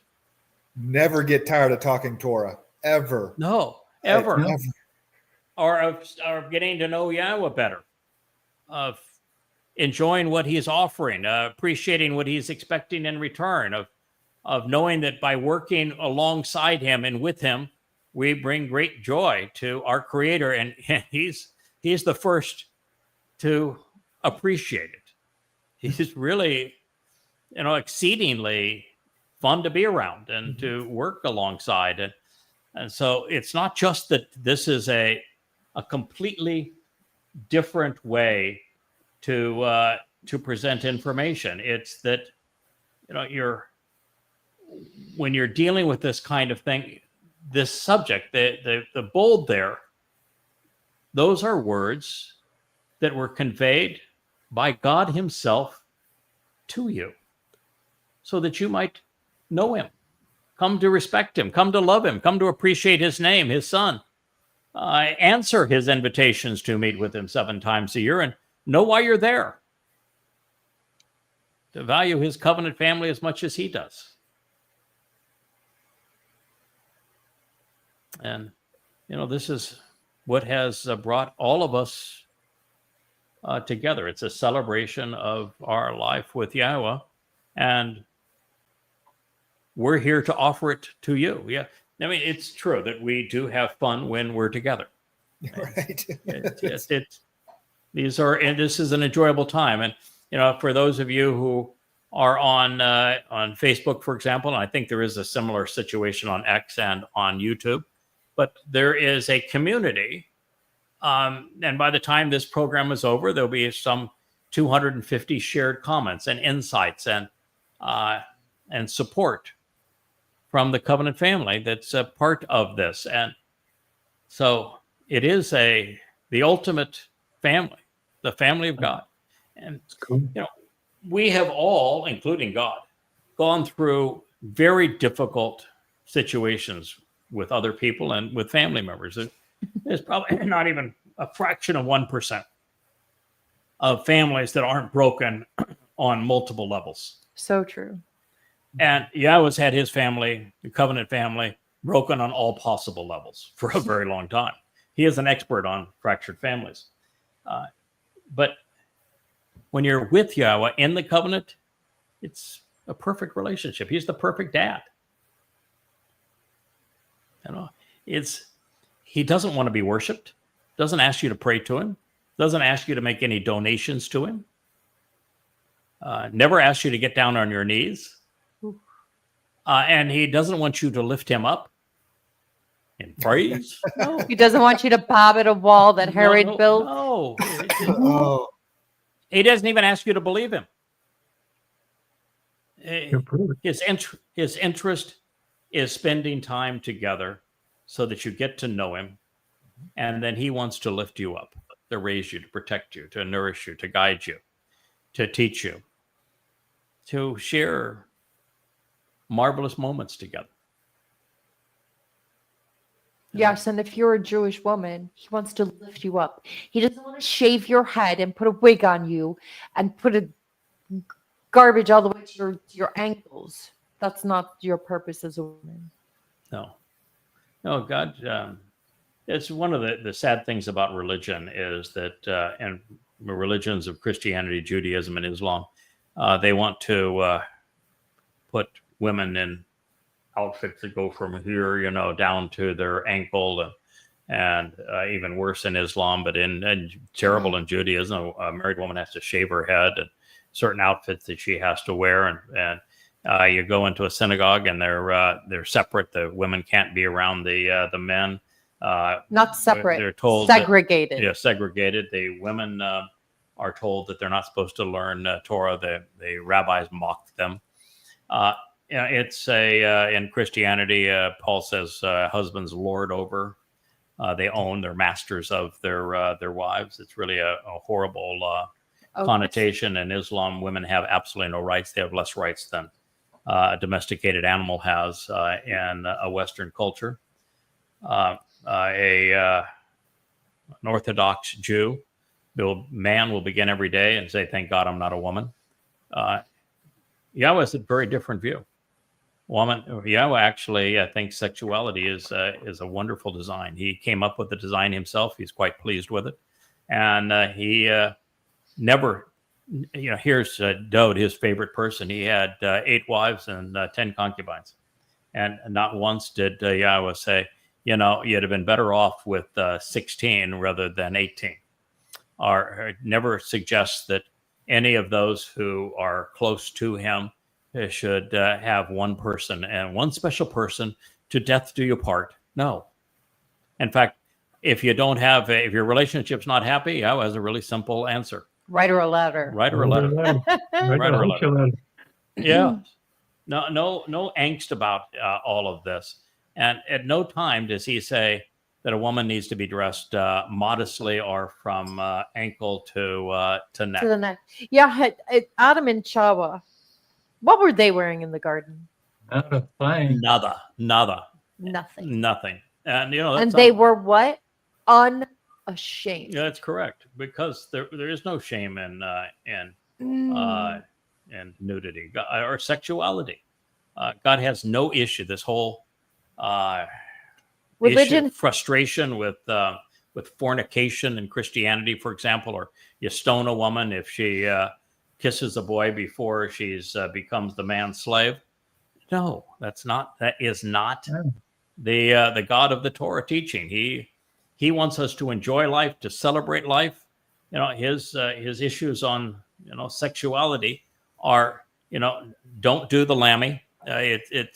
Doing animals is really disgusting. Don't do that. Don't rape a man. Don't rape a man. Don't do rape. Period. Don't do incest. It's a pretty short list of things. Incest, pedophilia, rape, and bestiality. Don't do those things. Okay. Those are really bad things to do. That'll mess everybody up. Okay. But beyond that, and have any concerns, enjoy yourself. I want you to have fun in life. Life is about having fun. What did Yahweh name the first child of the covenant? Evidence. Laughter. Yeah, laughter. It's supposed to be. It's supposed to be fun. If it's miserable, you're not doing it right. Yeah. The 2 people in Yahweh's name, are they down on their knees? No. No, No, they're dancing. standing up. And The only time the anyone boy is great bowing, Bethlehem was- the only time people are bowing down before God is when they're being judged by him. Yeah. And if you're a part of his covenant family, you're not being judged by him. So you're Yeah. standing up next to him. Can't find anything to judge him with. Yeah, this, Paul's pray without ceasing, or Muhammad's, you got to moon God 5 times a day. The Muslims are now taking over Times Square, where they got, soon to have their own Marxist Muslim mayor. Mhm. And they want to intimidate everyone with them taking over public places because they want. It's not a prayer; it's a means to intimidate, to say we own this space. Yeah. And that's God says, don't do that. I've never once asked you to bow down to me, and anytime somebody does, what's the first thing God says? Stand up. Stand up, get on your feet, Get come on. upright. Yeah. Every time that he's talking about let's go someplace, we're walking.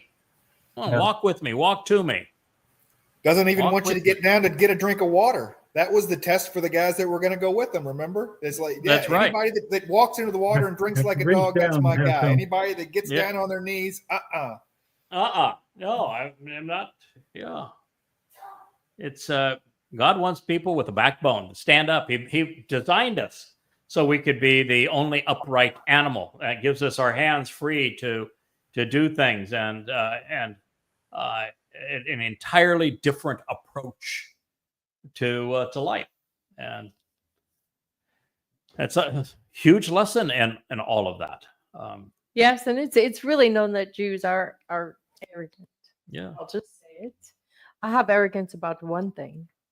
I will not bow to anyone. No, I even don't to God. I don't care who you are. No, even to God. We don't bow to God. No. And Yeah. I've been in high society circles. I won't do Yeah. it. Yeah. So, how many times does God tell us we have to obey His commandments? No, Never. you don't. No obey. No word obey. No obey. And the word that is rendered commandments actually means instructions. Mhm. And the Correct. word that is rendered obey actually means listen. Yeah. Imagine that. Yeah. That's And what perfect. does God say about the prayers of someone who doesn't celebrate the Torah? Is not aware of the Torah. He doesn't Worthless. hear him. Doesn't know him. Yeah. It doesn't. Not only doesn't he hear them, he says that they appear to him as if they have dung on their Oh, faces. dung on the face. Yes. Yeah. I remember that. Yeah. But Yeah. that's pretty rude. God yeah. wants to be dad. And I had a pretty mean dad, but I never did bow down to him. And he was a meanie. But loving fathers lift up their sons and daughters. They do not make them cower. And that's the way that God is. He's a loving father. He wants to lift us up. He wants to empower us. He wants to enrich our lives. And he realizes that everything that he has created in the universe is more enjoyable if he can share it. And religion is exactly the opposite. It wants to oppress. It wants to control. It wants to demean and dehumanize. It wants to manipulate with lies and deception. Mm-hmm. So this covenant we're talking about, is there a basis for this word? It's called bereth. Is there a basis for bereth that we can properly deduce what it means? Bed, A home. Yeah, be'eth, right? To home. That's where families live. Yeah, be'eth means family and home, right? Every Yeah, age so of the only difference in be'eth and bereth is that bereth adds a rosh. And so it's the thinking man's home. It's the home for the person that's observant, For the observer. who listens, and who's thoughtful. Tomorrow.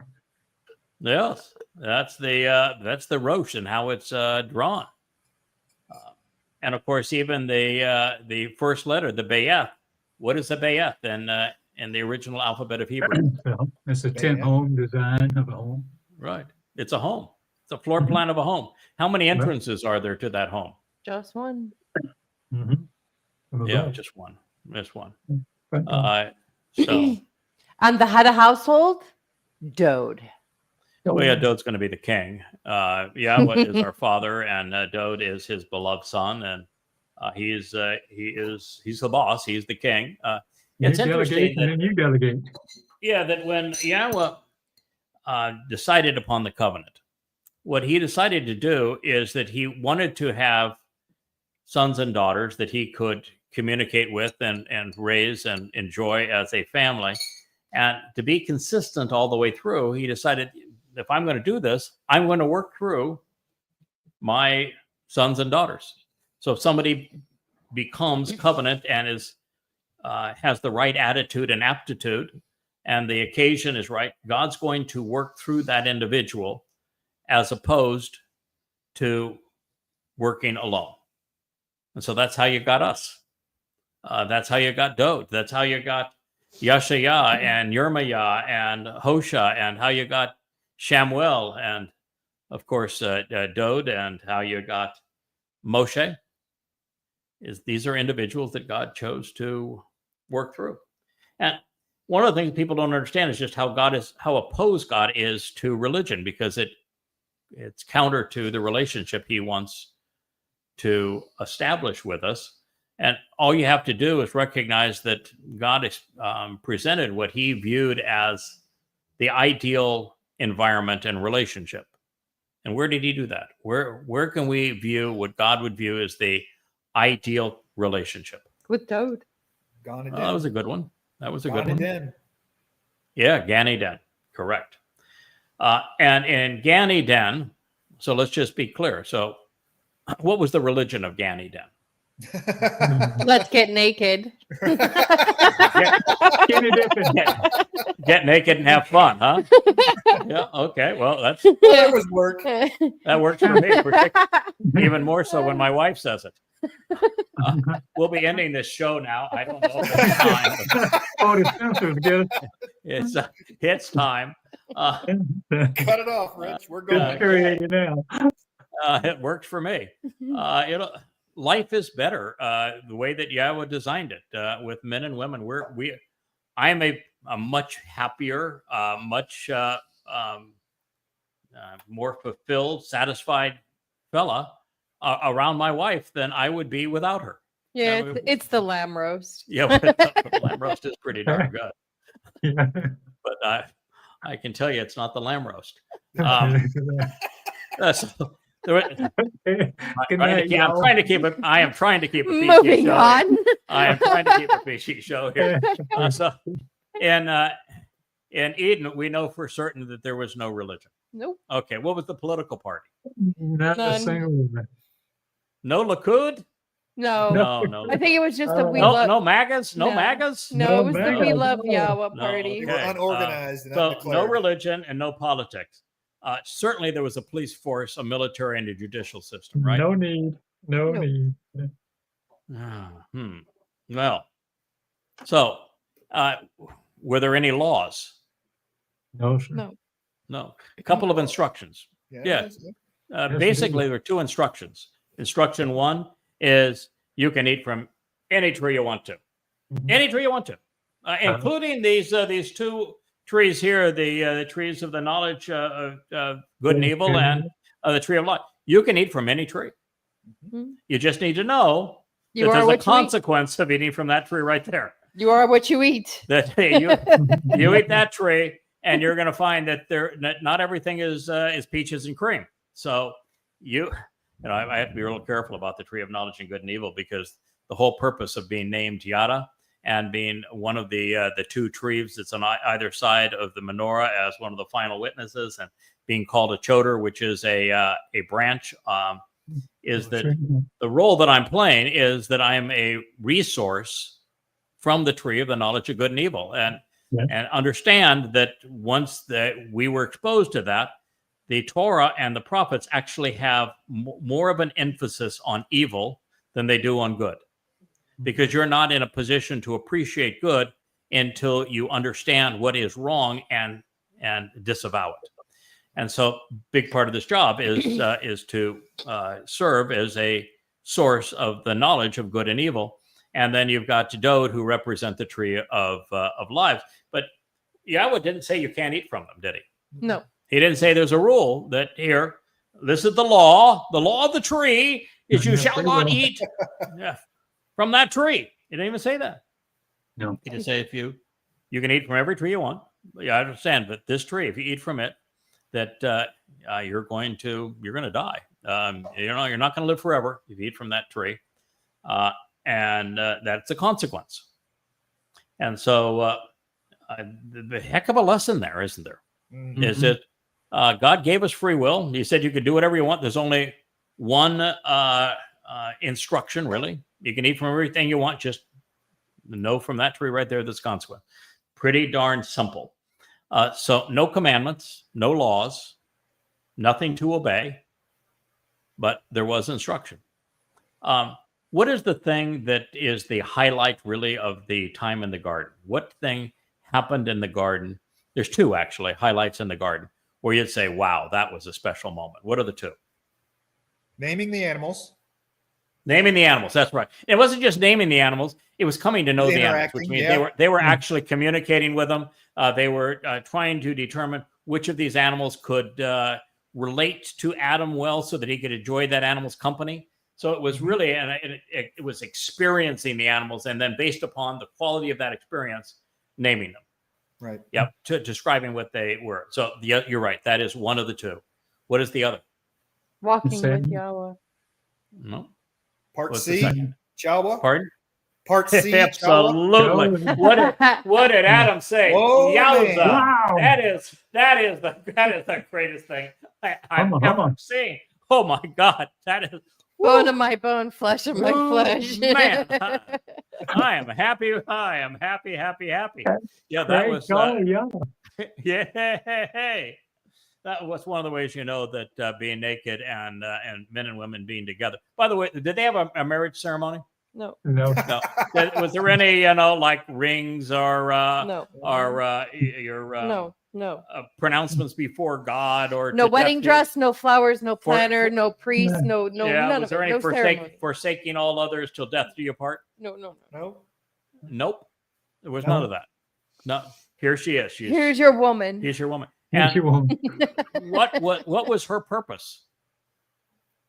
To help. She had a stated purpose and an unstated purpose. To be an assistant, a Helpmate. helper. A helpmate, yeah, somebody, because there was work to be done, Mhm. and they were going to work together.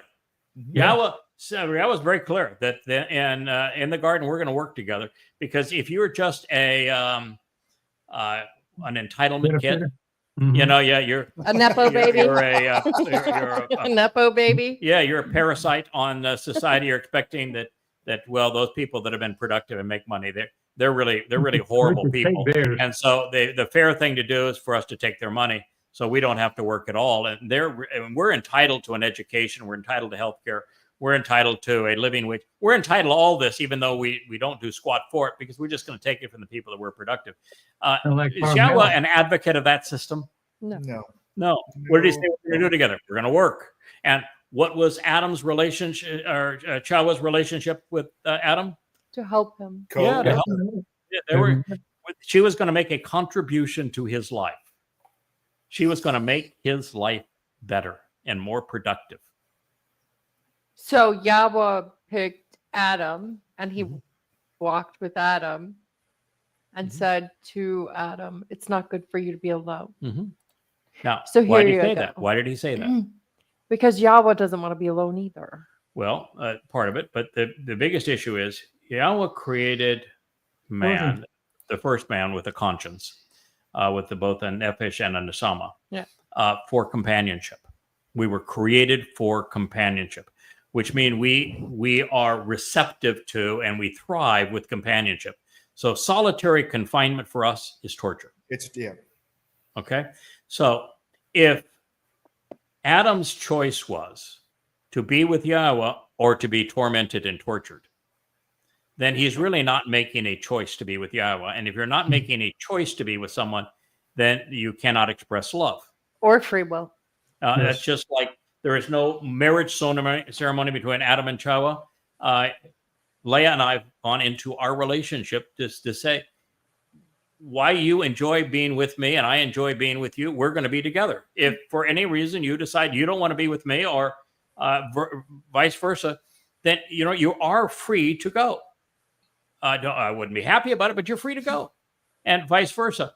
You have to be in a situation where you can choose to be with the person because you want to be with them, and that's what Yahweh wanted. He wanted Adam to be able to choose to be with him, not be forced to be with him, because to be separated would be torture. Mhm. And so that's the reason that Chawa was given. But of course, there's another reason, and that is Yahweh loved the man. And if you can give the man something that is yowza, that's the best thing ever. Then you've made your companion, in this case, they had a father-son relationship. You made your son happy. And so those are all the reasons. Yeah, all the reasons for that. And Just one more. what's that? To have children.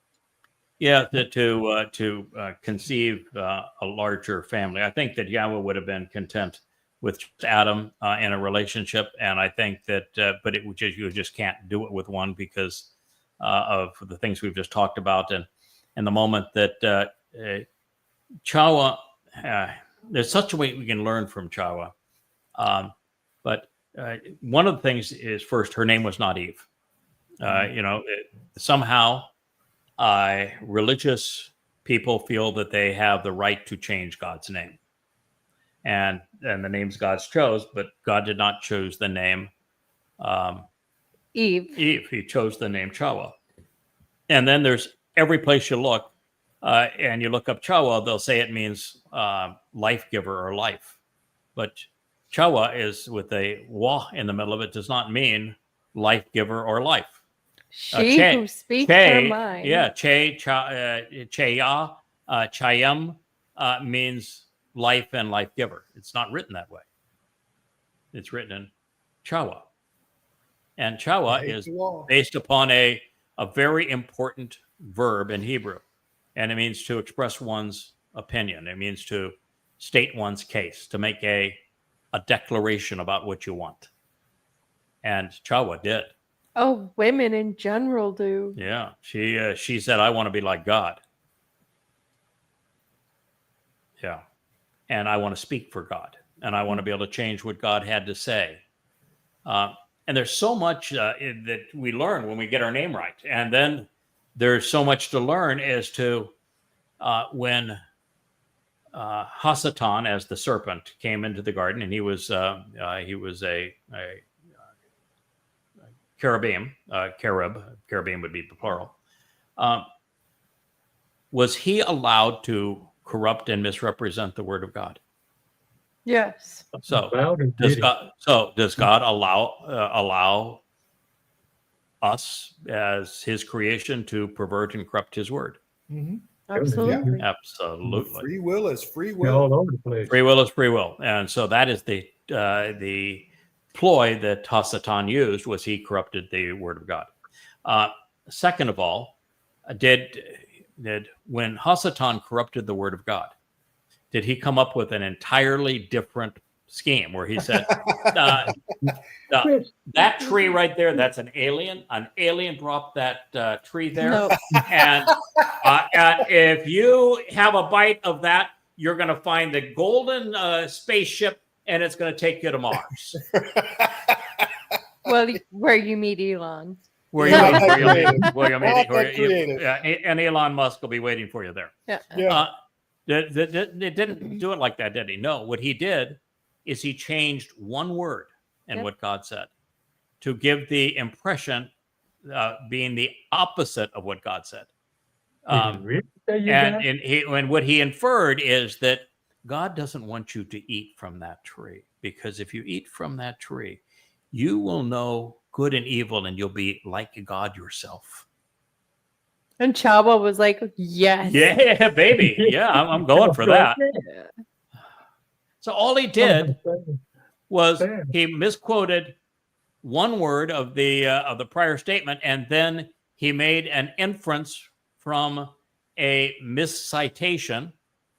So she had tremendous credibility, because God said almost everything that Hasatan said. Mm-hmm. So it's almost the same, but by changing a word, it gives the opposite impression. And then he made a faulty deduction, applying a motive to God that was untrue, but still keeping with the script of saying the knowledge of good and evil there. Mm-hmm. So when Paul wrote the Christian New Testament, the first 14 letters of it, and then inspired Mark and Luke and Acts, he did exactly the same thing, didn't he? Yes, indeed. Pluck something that God said out of context to give him credibility, change some of the words, and then imply the opposite meaning to it that God intended. And that is the entirety of Christianity. The entirety of the Talmud is the entirety of the Quran. Satan's a one-trick pony. That's all. That's his trick. Is that he knows that if he comes out and says, "Yeah, I'm Satan. I'm the competition. That's why I'm called the adversary." Hasatan means I'm the adversary. That's who I am. It's me. Yeah, and so it's you can choose me or you can choose that Yahweh fella. That's your choice. No, what he did is he positioned himself as the Lord. He attacked the Satan title that he so despises and presented himself as if he were God. And he does it by taking the testimony of God and misrepresenting it. And so all of the same themes, if you read the Quran, all the same themes are there. The New Testament, the same themes are there. The Talmud, the same themes are there. They're just all twisted and misrepresented. And the God becomes Hasatan as a result. And it's the exact same ploy that we found in Gan Eden. So there's so much we can learn about it. While we're talking about this too, we're just kind of having fun, just kind of walking through some of the joy of learning about Yahweh and his Torah. Does God infer that Adam and Chava 6,000 years ago were the first humans? No. No, not at all. In fact, he actually says exactly the opposite, doesn't he? Yep. Yes, it does. He says they were in that garden, that protective enclosure, which he locates, by the way. It's where Lake Van is now in eastern Turkey. And he says that the walls are to keep all of the other vicious animals, including humans, out. And the moment that he let them out, they had to wear a sign, which means that those outside had already begun to read, and the sign says, you harm these people at your peril. Don't do that. And so there were human communities all around which would have been the area around the Black Sea. They're all around there, and God's very clear that they existed. By the way, we're just kind of having fun with what you can learn. Did God said there was a giant? Did he say there were giants in the land? No. No. He called them Nephilim, right? Yes. And what is the verb nephal, which is the basis of it? You know what it means? To fall. Yeah, to fall, to prostrate yourself, to be religious, if you will. To put your faith fallen in man. the sand like Muslims do. Yeah. And he described them, and he says, what was the problem of these people who were prostrating themselves religiously and representing fallen man? What was their problem? They were Hamas. Yep. That's what he said. They were Hamas. They were ruthless terrorists. And so when God initiated the flood, and we're just kind of having fun with the whole kind of the thrill of understanding God's story as he revealed it, and not just going to the point some of these things, but you actually understand them, because there's so much power in these stories.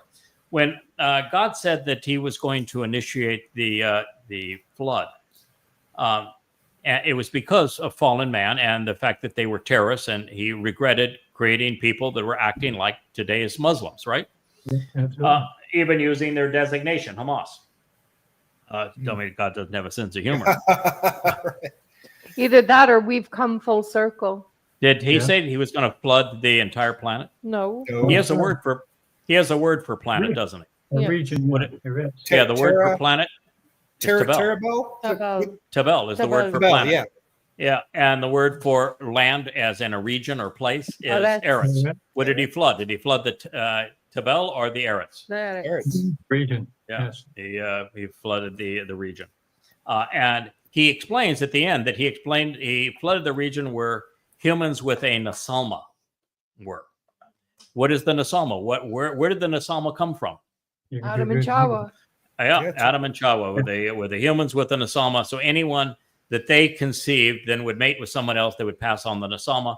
The difference between a nasama and a nephesh is that every animal, right down to the garden slug, has a nephesh. It is what differentiates animals from plants, according to God.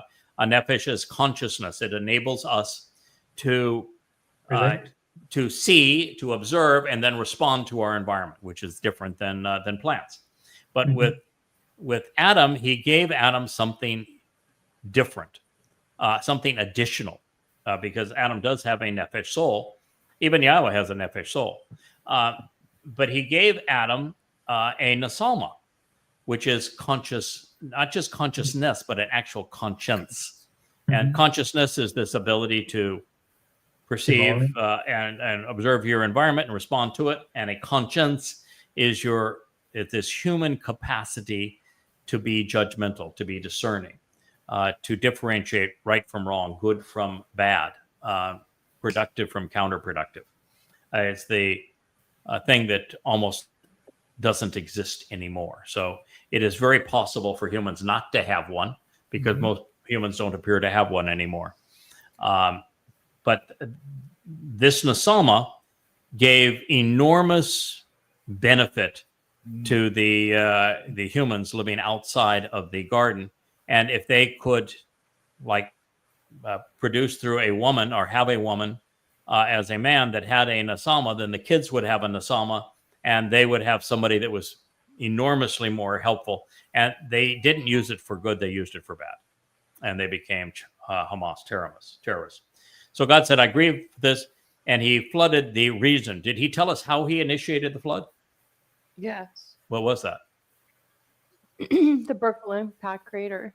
Yeah, he doesn't mention the Vast vertical crater. No. upwelling of seawater. That's Yeah, what he just says. some A different vast airfalls. upwelling of seawater. And what how he caused that upwelling of seawater, it was the Berkeley Impact Crater, where an asteroid meteorite struck, which not too far from the mouth of the Tigris-Euphrates River. There's now, it would have been a 500-foot tsunami. It went through that entire area. We see all the sediment that it left, went all the way up to the Black Sea, which at the time was freshwater and had many, many human civilizations around it. It buried them under 500 feet of water, transferred the Black Sea from freshwater at that moment to saltwater, and went out through the Bosphorus Straits. All the evidence for it right at the perfect time, in the way that God said, with the deep upwelling of seawater. And when you have that kind of an impact on the earth and that much debris that comes into the air, it comes down as precipitation. And so there was the rain for the 40 days and 40 nights on top of this enormous upwelling of seawater. And so he said that's exactly what's going to occur. And we find out that is exactly what happened? What occurred. Fun fact, I love diving, and I still keep up with diver news. And off the coast there, they've now found their fifth ancient settlement over 10,000 years, because it's there's a lot of drought happening. Yeah, what was found in the Black Sea. And it was Ballard that did the research there, the guy that found the Titanic. And they dove deep. He had to, you got to go 500 feet below the surface of the Black Sea currently to locate them, because that's how it was. That's how deep the floodwaters came through. And he did the testing, was able to determine that indeed 4,500, 5,000 years ago, the waters in the Black Sea turned from freshwater to saltwater. You can tell by the kind of mussels and crustaceans and all that sort of thing that are there. And then he found the civilizations, and they're really large cities buried 500 feet under the waters of the Black Sea, exactly as God said there would be. Completely intact. Yeah, completely intact, because it's so deep and so cold down there and so dark. And the combination of that and the Berkeley Impact Crater, and God said it's going to happen from a deep upwelling of seawater. Pretty extraordinary. And one of the things that we do in the volume 1 of the Yada Yawa series is we take what the Wilkinson probe found. The Wilkinson probe found that time from the Big Bang, which is the term that Yahweh uses, found that that time was stretched to 10 to the 12th power. And what that means is that what Einstein determined is that time is relative to the observer. If you're in the presence of great velocity or great energy or matter, time slows. And so what was determined is that by the Wilkinson probe is that we have the echo, the residue of the Big Bang. And the reason we can hear it from everywhere is now we know that there were Big Bang, simultaneous Big Bangs everywhere. And that's why the residual echo from it is so prevalent. And what we find is that wavelength was stretched 10 to the 12th power. Now, the reason that's important is that we know the universe now is not the 13.8 billion years that we thought, because we have galaxies that are that we can observe now because of the James Webb Telescope that are out just past 14 and a half billion light years out.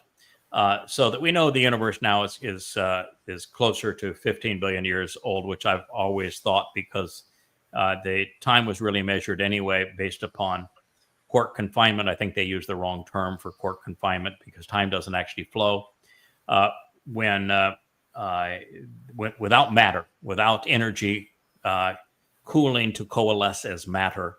Energy and matter are the same things; they're just different amounts of the same thing.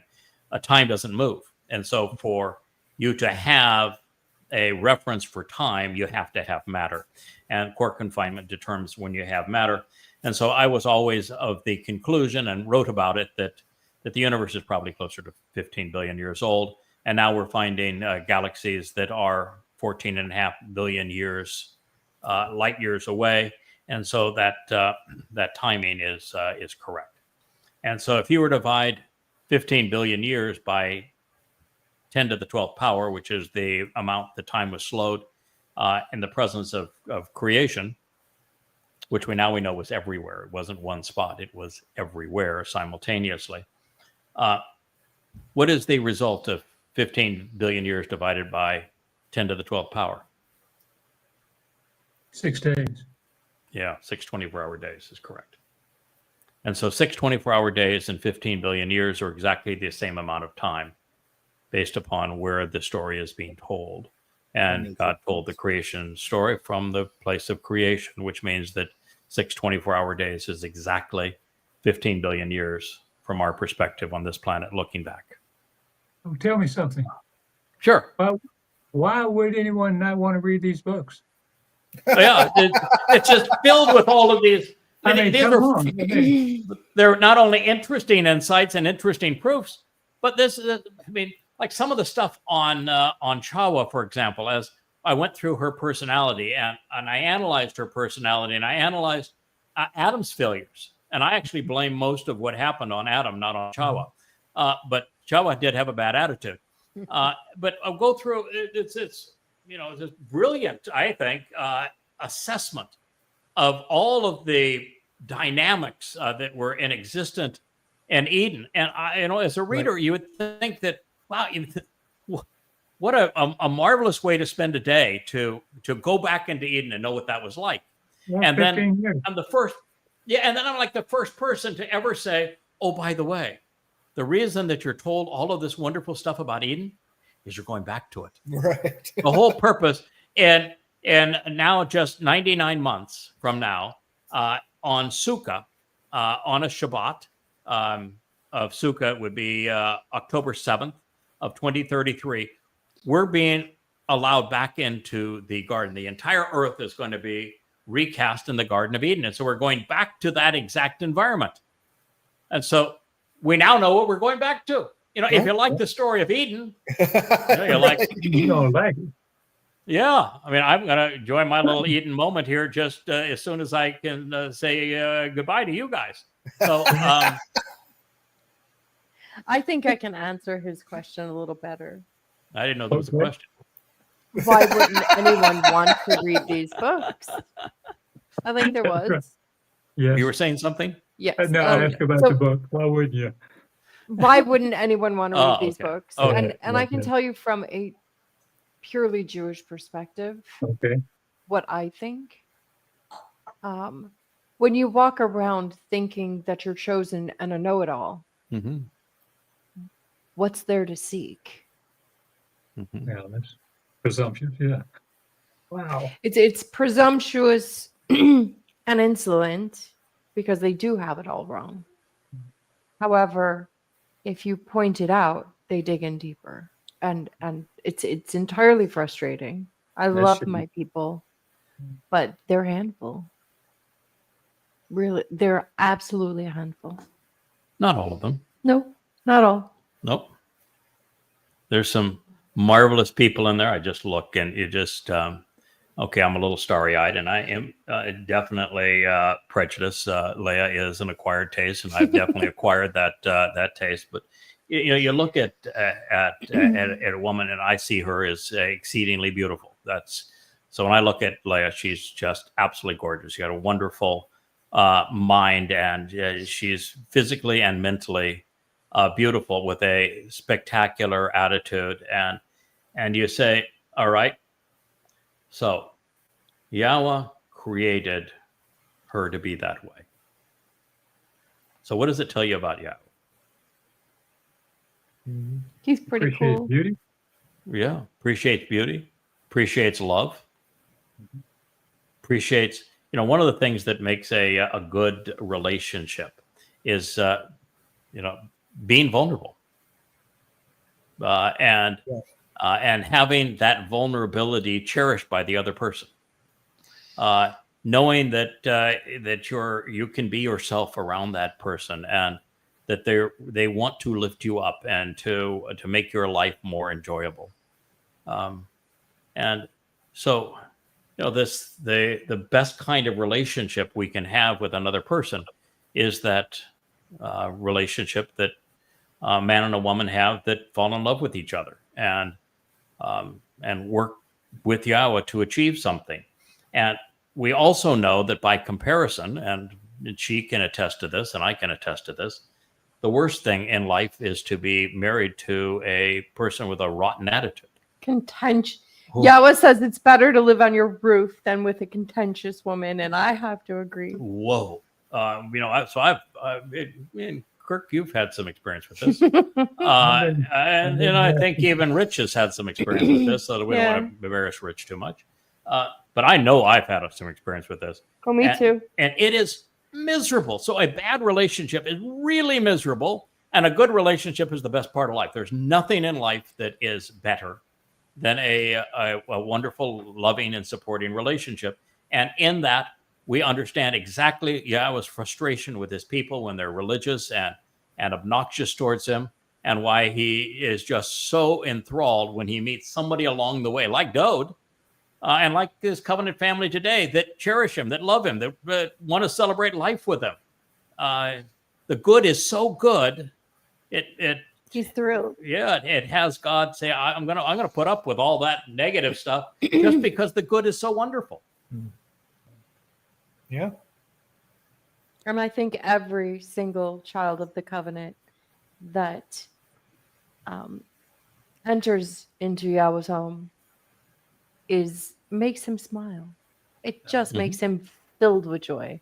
Mm-hmm. He has been alone for a really long time. Look how content Wookiee is in Leia's lap. And that's kind of the way that I feel in Yahweh's lap. You're content to be there. Mm-hmm. You know, you can just say, all right, life is good. And this is the way that Yahweh wants us to approach him, is to feel comfortable in his lap, to know that he's there with hugs. And you don't see Wookiee right there bowing down and trying to pray to Leia. No, he's just enjoying the moment and enjoying the relationship. And very simple, but that's really what God is trying to model with us. So we've reached our 2-hour point of family hour, as we typically do. We've tilted. I do We're feel over. a little fresh, more revived than I did the last time. We were going to do a third show, a midday show today, and Leia just came down and said, the wife says, no, you're not.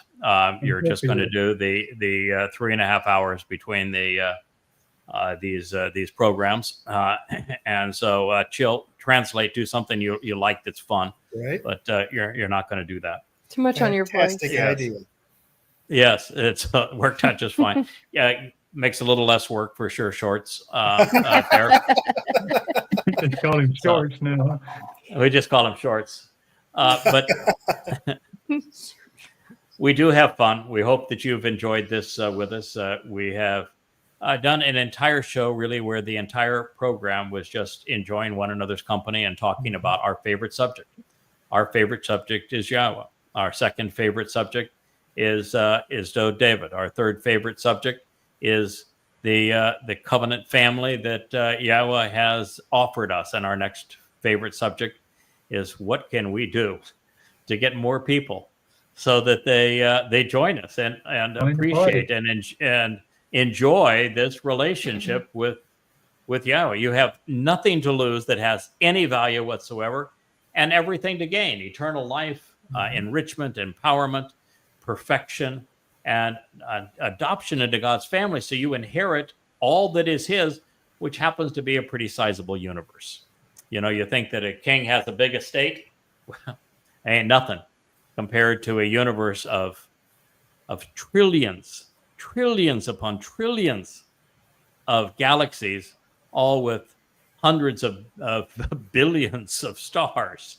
It's just so enormous. It's even hard to fathom, and so many exciting things out there for us to explore and to enjoy. Plus, just the simple pleasures of being with Yahweh and having lovely songs and wonderful meals and shared discoveries.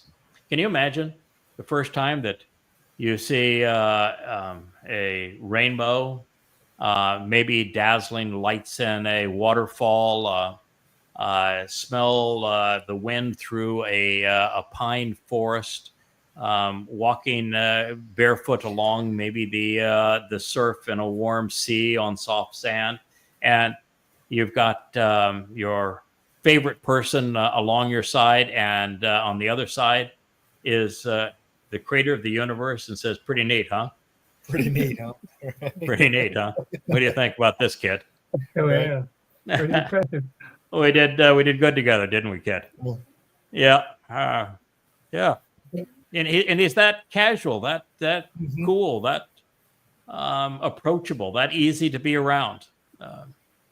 The real God is just nothing like the religious gods. Who's a curmudgeon? Yeah, he's really approachable, lovable, humorous, loves to share credit, and prefers not to have to blame. In fact, with his children, there is no blame. Yeah. And lots Thanks, of Dode. shared credit. Yeah, thanks, Dode. You did it. All right. Well, thank you, everyone. This has been a really fun show.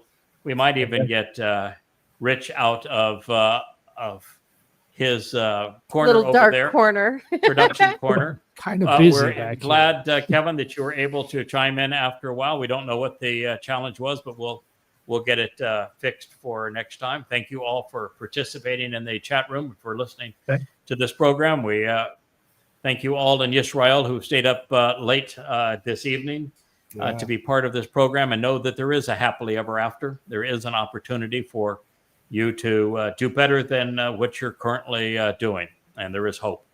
And know for that you. Yahweh loves you. He We does. love you. We Just do. come back. Yeah, but come Just back. come back. Yes, but come back. Shub for Shub, or no Shub for you. That's right. Good night. Happy Good night, Shabbat. y'all. Shabbat to one and all. shalom. Watch along. Thanks, everybody.